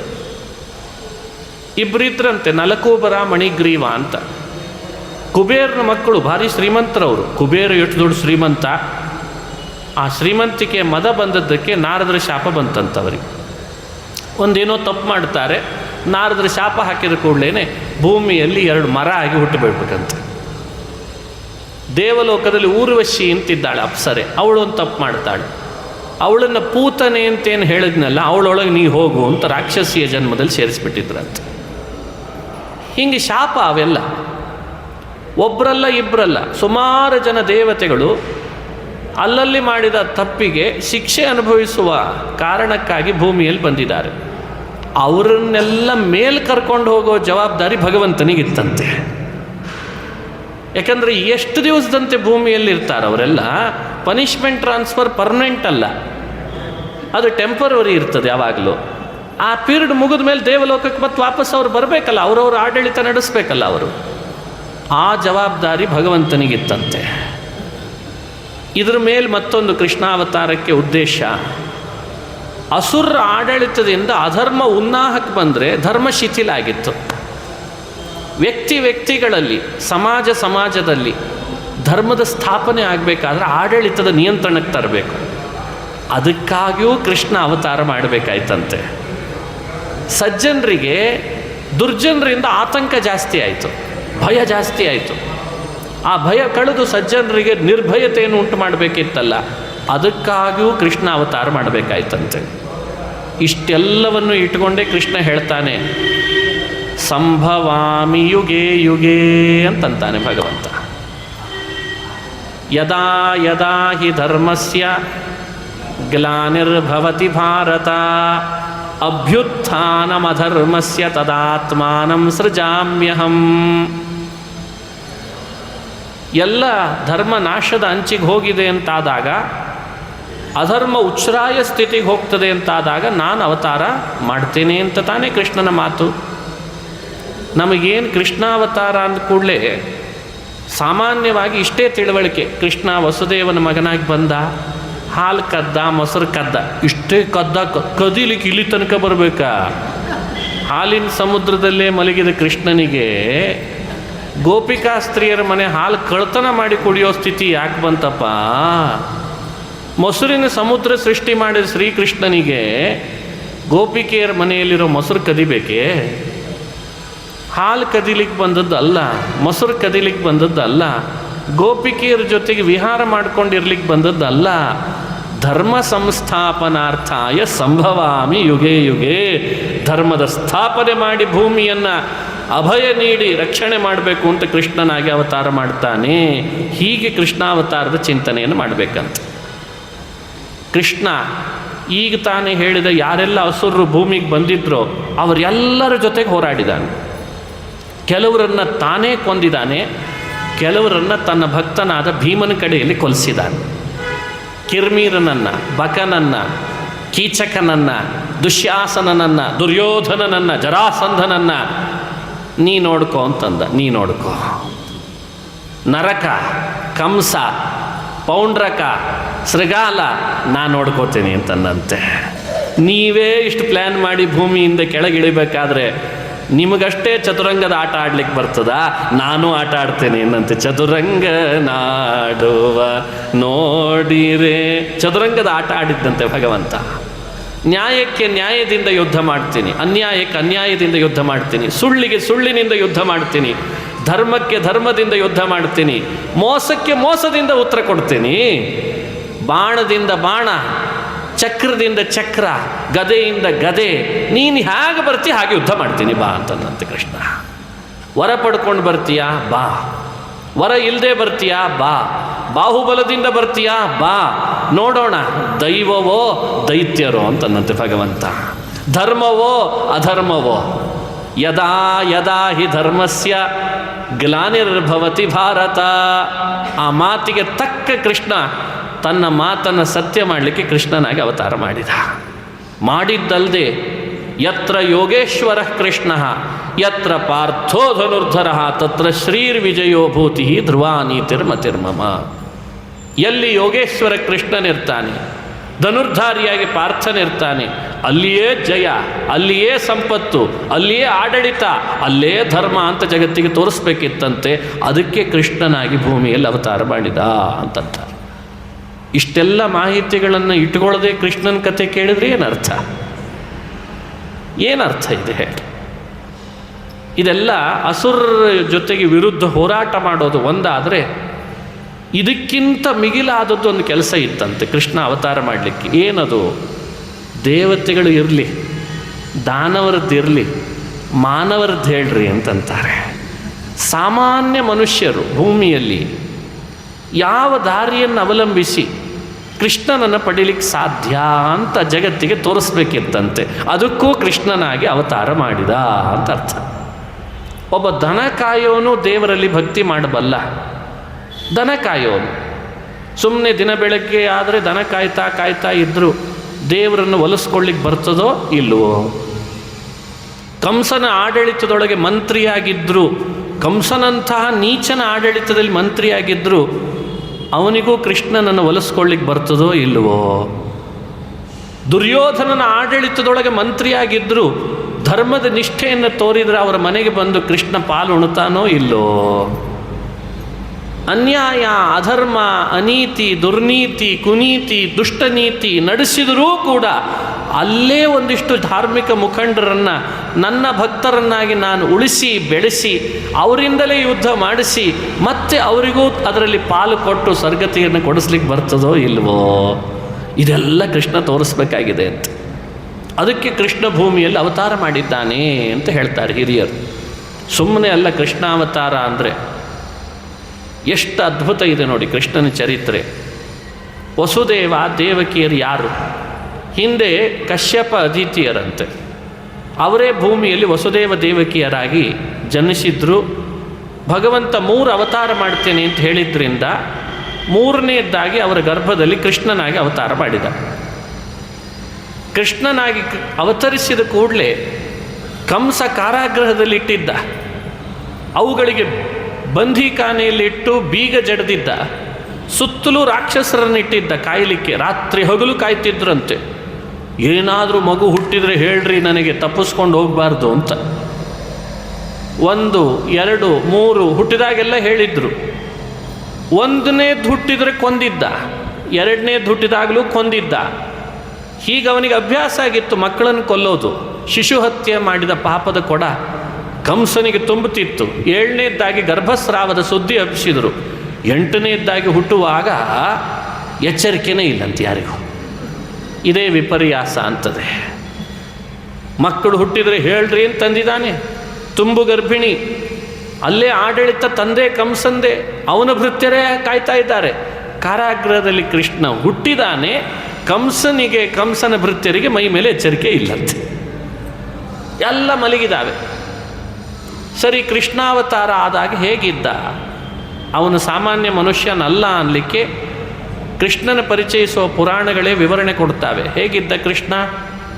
ತಮದ್ಭುತಂ ಬಾಲಕಮಂಬುಜೇ ಕ್ಷಣಂ ಚತುರ್ಭುಜಂ ಶಂಖ ಗದಾರ್ಯುಧಾಯುಧಂ ಶ್ರೀವತ್ಸ ಲಕ್ಷ್ಮಂ ಗಲಶೋಭಿ ಕೌಸ್ತುಭಂ ಪೀತಾಂಬರಂ ಸಾಂದ್ರಪಯೋಧ ಸೌಭಗಂ ಮಹಾರ್ಯ ವೈಡೂರ್ಯ ಕಿರೀಟ ಕುಂಡಲ ತ್ವಿಷಾ ಪರಿಷ್ವಕ್ತ ಸಹಸ್ರ ಕುಂತಲಂ ಉದ್ದಾಮ ಕಾಂಚಂಗದ ಕಂಕಣಾದಿಭಿಃ ವಿರೋಚಮಾನಂ ವಸುದೇವ ಐಕ್ಷತ. ಬೆಳಗ್ಗೆ ಎದ್ದು ಕೂಡಲೇ ಕೃಷ್ಣನನ್ನು ಹೀಗೆ ಧ್ಯಾನ ಮಾಡಲಿ ಅಂತ ಹೇಳ್ತಾರೆ. ಇದು ದಶಮಸ್ಕಂದ ಭಾಗವತದ ಶ್ಲೋಕ. ಅದ್ಭುತಂ, ಊಹಿಸ್ಲಿಕ್ಕೆ ಸಾಧ್ಯ ಇಲ್ಲ ನೀವು ಯಾರು. ಅದು ಗರ್ಭವಾಸದಿಂದ ಬಂದದ್ದಲ್ಲ ಮಗು. ಕೈಯಲ್ಲಿ 4 ಕೈಗಳಲ್ಲಿ 4 ಆಯುಧ, ಪೀತಾಂಬರ ಹುಟ್ಟಿದ್ದ, ದಟ್ಟವಾದ ನೀಳವಾದ ಮೋಡಗಳ ಬಣ್ಣ ಕೃಷ್ಣನ ದೇಹದ ಬಣ್ಣ ಆಗಿತ್ತಂತೆ. ಸಾಂದ್ರ ಪಯೋಧ ಸೌಭಗಂ, ಕಪ್ಪಿಗೆ ಕಪ್ಪಲ್ಲ, ಬೆಳ್ಳಿಗೆ ಬೆಳ್ಳಗೂ ಅಲ್ಲ, ನೀಲವಾದ ಬಣ್ಣ ಅಂತೆ ಕೃಷ್ಣಂದು. ಮೇಘಶ್ಯಾಮ, ನೀಲಮೇಘ ಶ್ಯಾಮ ಕೃಷ್ಣ. ಗುಂಗುರು ಗುಂಗುರು ಕೂದಲು, ವಜ್ರಖಚಿತವಾದ ಕಿರೀಟ, ನಡುಪಟ್ಟಿ ಕಟ್ಟಿದಾನೆ, ಹಾಲಿಗೆನ್ನೆ, ಮುಖದಲ್ಲಿ ಸೌಂದರ್ಯ ನೋಡಬೇಕಂತೆ, ದೇಹದಲ್ಲಿ ಪ್ರಕಾಶ ಇಡೀ ಕಾರಾಗೃಹವನ್ನು ಬೆಳಗುತ್ತಾ ಇದೆ. ಕಣ್ಣು ಅರಳಿಸಿದಾನೆ ಕಮಲದಂತೆ. ಅರಳಿದ ಕಣ್ಣಿನಿಂದ ಮಂದಹಾಸ ಬೀರ್ತಿದ್ದ ಕೃಷ್ಣನನ್ನು ಮೊಟ್ಟ ಮೊದಲು ನೋಡಿದ್ಯಾರು ಅಂದರೆ ವಸುದೇವ ಈಕ್ಷತ, ವಸುದೇವ ನೋಡಿದ ಅಂತ ಭಾಗವತ ಹೇಳ್ತದೆ. ಸಾಮಾನ್ಯ ಮಗುವಾಗಿದ್ದರೆ ಕೈಯಲ್ಲಿ ಆಯುಧಗಳು ಎಲ್ಲಿದ ಬಂತಪ್ಪ? ಸಾಮಾನ್ಯ ಮಗುವಾಗಿದ್ದರೆ ಕುತ್ತಿಗೆಯಲ್ಲಿ ಕೌಸ್ತುಭ ಮಣಿ ಯಾರು ಕಟ್ಟಿದ್ರಪ್ಪ? ತಂದೆ ತಾಯಂದ್ರೆ ಗರ್ಭ ವಾಸ ಮಾಡಿಯೇ ಹುಟ್ಟಿದ ಮಗು ಇದಾಗಿದ್ದಿದ್ರೆ ಪೀತಾಂಬರ ಯಾರು ಉಡಿಸಿದ್ರೋ? ವಸ್ತ್ರ ಯಾರು ಉಡಿಸಿದ್ರು ಹೇಳೋ? ಶ್ರೀವತ್ಸ ಚಿಹ್ನೆ ಎಲ್ಲಿದ ಬಂತೋ? ಶ್ರೀವತ್ಸ ಚಿಹ್ನೆ ಹಿಡಿದಿದ್ದಲ್ಲ. ಹಾಗಾಗಿ ಈ ಎಲ್ಲ ಲಕ್ಷಣಗಳಿಂದ ಪುರಾಣ ನಮಗೆ ಸ್ಪಷ್ಟಪಡಿಸಿದ್ದು ಇದು ಸಾಮಾನ್ಯ ಮಗು ಅಲ್ಲ, ಇದು ಲೋಕಕ್ಕೆ ವಿಲಕ್ಷಣವಾದ ಮಗು. ಇಲ್ಲಿದ ಪ್ರಾರಂಭ, ಕೃಷ್ಣನ ಜನ್ಮ ವೃತ್ತಾಂತದಿಂದ ಪ್ರಾರಂಭ ಆಯಿತು. ಸಿಂಹ ಮಾಸದ ಅಷ್ಟಮಿ ರೋಹಿಣಿ ನಕ್ಷತ್ರ ರಾತ್ರಿ ಚಂದ್ರೋದಯಕ್ಕೆ ಶ್ರೀಕೃಷ್ಣನ ಅವತಾರ ಆಗಿದೆ ಅಂತ. ರಾತ್ರಿ ಕೃಷ್ಣಾವತಾರ ಆದಾಗ ರೋಹಿಣಿ ನಕ್ಷತ್ರ ಇದ್ದದ್ದಕ್ಕೆ ಕೃಷ್ಣನ ಜನ್ಮ ನಕ್ಷತ್ರ ರೋಹಿಣಿ ಅಂತ ಹಿರಿಯರು ಹೇಳ್ತಾರೆ. ಅದೇ ಕೃಷ್ಣ ಜಯಂತಿ ಅಂತಾಯಿತು. ಎಲ್ಲಿಲ್ಲದ ಆನಂದ ಕೃಷ್ಣಾವತಾರ ಆದಾಗ. ಅವನು ಹುಟ್ಟಿದ್ದ ಕಾರಾಗೃಹದಲ್ಲೇ ಇರ್ಬೋದು. ಭಾಗವತ ಹೇಳ್ತದೆ, ಅಲ್ಲಲ್ಲೇ ಇದ್ದ ಸಜ್ಜನರು ಒಳಗೆ ಆನಂದ ಪಡ್ತಿದ್ದಾರಂತೆ. ಕೃಷ್ಣಾವತಾರ ಆಗಿದೆ ಅಂತ ಸಂಭ್ರಮ. ದೇವತೆಗಳು ಖುಷಿ ಪಡ್ತಿದ್ದಾರೆ. ಭೂಭಾರ ಹರಣ ಆಗಲಿಕ್ಕೆ ಬಂತು, ಸಮಯ ಬಂತು ಹತ್ರ, ಇನ್ನು ಕೃಷ್ಣಾವತಾರ ಆಯಿತು. ವಸುದೇವ ಕಣ್ತುಂಬ ನೋಡಿದ ಮಗುವನ್ನು, ಸ್ತೋತ್ರ ಮಾಡಿದ. ದೇವಕಿ ಸ್ತೋತ್ರ ಮಾಡಿದ್ಲು. ಇಬ್ಬರೂ ಸ್ತೋತ್ರ ಮಾಡಿದ ಮೇಲೆ ಕೃಷ್ಣ ತನ್ನ 4 ಕೈಗಳ ರೂಪವನ್ನು 2 ಕೈಗೆ ಮರಳುವಂತೆ ಮಾಡಿದ. 2 ಕೈ ಮಾಡಿಕೊಂಡ. ಅವತರಿಸುವಾಗ ಚತುರ್ಭುಜ, ಆಮೇಲೆ ತಾನು ದ್ವಿಭುಜನಾದ ಅಂತ ಭಾಗವತ ಹೇಳ್ತದೆ. ಅಲ್ಲಿಂದ ಕರ್ಕೊಂಡು ಬಂದ ಯಮುನಾ ನದಿ ದಾಟಿ ವಸುದೇವ ನಂದಗೋಪನ ಮನೆಗೆ ಬಂದು ಯಶೋದೆಯ ಮಡಿಲಿನಲ್ಲಿ ಕೃಷ್ಣನ್ ಮಲಗಿಸಿ ಅಲ್ಲಿ ಹುಟ್ಟಿದಂಥ ಹೆಣ್ಣು ಮಗುವನ್ನು ತಗೊಂಡು ಯಮುನೆ ದಾಟಿ ಮತ್ತೆ ಕಾರಾಗೃಹಕ್ಕೆ ಬಂದರೆ ಎಲ್ಲ ಕಾರಾಗೃಹದ ಬಾಗಿಲು ಕೂಡ ಬಂದಾಯ್ತಂತೆ. ಮತ್ತೆ ತೆಗೆದಿದ್ದು ಅವೇ. ಕೃಷ್ಣನನ್ನ ತಲೆ ಮೇಲೆ ಇಟ್ಟುಕೊಂಡು ಹೊರಟಾಗ ಕೈಗೆ ಹಾಕಿದ ಬೇಡಿ ಕಳಚಿ ಬಿದ್ದಿತ್ತು, ಕಾಲಿಗೆ ಕಟ್ಟಿದ ಬೇಡಿ ಕಳಚಿ ಬಿದ್ದಿತ್ತು, ಕಾರಾಗೃಹಕ್ಕಾಗಿದ ಬೀಗ ಕಳಚಿ ಬಿದ್ದಿತ್ತು, ತಾನಾಗೆ ಬಾಗಿಲುಗಳು ತಕ್ಕೊಂಡಿದ್ದು. ಯಮುನೆ ಇಬ್ಬಾಗವಾಗಿ ವಸುದೇವನಿಗೆ ದಾರಿ ಕೊಟ್ಟಿದ್ಲು. ಅದೇ ಯಶೋದೆಯ ಮಗುವನ್ನು ತಂದು ಮರಳಿ ಕಾರಾಗೃಹದಲ್ಲಿ ದೇವಕಿ ಮಡಿಲಿಗೆ ಮಲಗಿಸಿದರೆ ಕೈ ತುಂಬ ಬೇಡಿ ಆಗಿಬಿಟ್ರು ಅಂತ. ಮತ್ತೆ ಕೈಗೆ ಬೇಡಿ ಆಯಿತು, ಬಾಗಿಲು ಹಾಕ್ಕೊಂಡು ಅಲ್ಲಿ ಹಾಕಿದ ಬೀಗ ಹಾಗೆ ಮತ್ತೆ ಪುನಃ ಮರಳಿ ಬಂದು ಕೂತ್ಕೊಂಡಿತು. ಅದಕ್ಕೆ ರಾಜರಂತಾರೆ, ಈ ಇನ್ಸಿಡೆನ್ಸೇ ಒಂದು ತತ್ವ ತಿಳಿಸ್ತದೆ ಅಂದ್ರೆ ಅವರು. ಕೃಷ್ಣ ಬಂಧನವನ್ನೆಲ್ಲ ಕಳಚಿಕೊಡ್ತಾನೆ. ಆ ಹೆಣ್ಣು ಮಗು ಇದೆಯಲ್ಲ, ಅದು ಲಕ್ಷ್ಮಿ ದುರ್ಗೆ, ಅವಳು ಬಂಧನಕ್ಕೆ ಈಡು ಮಾಡ್ತಾಳೆ ಅಂತ ತೋರಿಸಿದ್ರಂತೆ. ನೋಡಿ, ಭಗವಂತ ಬಂಧನವನ್ನು ಕಳೀತಾನೆ. ಈ ಹೆಣ್ಣು ಮಗು ಸಂಪತ್ತು ಲಕ್ಷ್ಮಿ, ಅವಳನ್ನು ಅರಿಸಿ ಹೋದ್ರಿ ಅಂತಂದರೆ ಅದು ಬಂಧನಕ್ಕೀಡು ಮಾಡ್ತದೆ ಅನ್ನೋ ತತ್ವ ಇಲ್ಲೇ ತೋರಿಸ್ತದೆ ಅಂತಂತಾರೆ. ಯಾವ ಆಪತ್ತು ಬರಲಿಲ್ಲ ವಸುದೇವನಿಗೆ ಹೋಗುವಾಗ. ರಾಕ್ಷಸರು ಮಲಗಿದ್ದಾರೆ, ಪೂರ್ಣ ಗಾಢ ನಿದ್ರೆಗೆ ಜಾರಿಬಿಟ್ಟಿದ್ದಾರಂತೆ. ದುರ್ಗೆ ಆ ಕೆಲಸ ಮಾಡಿದ್ಲು ಅಂತ ಹೇಳ್ತಾರೆ ಹಿರಿಯರು. ಯಮುನೆ ಇಬ್ಬಾಗವಾಗಿ ದಾರಿ ಬಿಟ್ಲು. ಅಂದರೆ ಯಾರು ಕೃಷ್ಣನ ತಲೆ ಮೇಲೆ ಇಟ್ಕೊಂಡು ಹೋಗ್ತಾರೆ, ಯಮುನಾ ನದಿ ದಾರಿ ಬಿಡ್ತದೆ ಅಂತ ಅಷ್ಟೇ ಅಲ್ಲ, ಸಂಸಾರದ ನದಿನೇ ದಾರಿ ಬಿಡ್ತದಂತೆ ಯಮುನೆ ಬಿಡದೇ ಇರ್ತಾಳ ಅಂತ ಜಗತ್ತಿಗೆ ಸಂದೇಶ ಕೊಡ್ತಾರೆ. ಕೃಷ್ಣ ಅಂದರೆ ಆತಂಕ ದೂರ ಆಗ್ತದೆ. ಕೃಷ್ಣ ಅಂದರೆ ನಮ್ಮ ಶತ್ರುಗಳು ಭಯಭೀತರಾಗ್ತಾರೆ. ಕೃಷ್ಣ ಅಂದರೆ ಬಾಗಿಲುಗಳು ತೆರಿತಾವೆ. ಕೃಷ್ಣ ಅಂದರೆ ಬೇಡಿ ಕಳಚಿ ಬಿಡ್ತದೆ. ಕೃಷ್ಣನನ್ನು ಹೊತ್ತವನಿಗೆ ಆತಂಕ ಇಲ್ಲ ಅನ್ನೋದು ವಸುದೇವನ ಈ ಚರಿತ್ರೆನೇ ನಮಗೆ ಸಂದೇಶ ಕೊಡ್ತದೆ ಅಂತ ಹೇಳ್ತದೆ ಭಾಗವತ. ಹೀಗೆ ಕೃಷ್ಣಾವತಾರದ ಅನುಸಂಧಾನ ಮಾಡಬೇಕು. ಇಂಥ ಕೃಷ್ಣ ಪರಮಾತ್ಮ ಗೋಕುಲದೊಳಗೆ ತನ್ನ ಬಾಲ್ಯಲೀಲೆಗಳನ್ನೆಲ್ಲ ತೋರಿಸಿದ ಅಂತ ಕಥೆ ಕೇಳ್ತೀವಿ. ಕಥೆಗಿಂತ ಹೆಚ್ಚು ತತ್ವವನ್ನು ಅನುಸಂಧಾನ ಮಾಡೋ ಪ್ರಯತ್ನ ಮಾಡ್ತೇನೆ. ಒಂದು 10 ನಿಮಿಷಗಳ ಕಾಲ ಇವತ್ತು ವಿರಾಮ ತಗೊಳ್ಳೋಣ. ಈಗ ಮತ್ತೆ ಸರಿಯಾಗಿ 10 ನಿಮಿಷ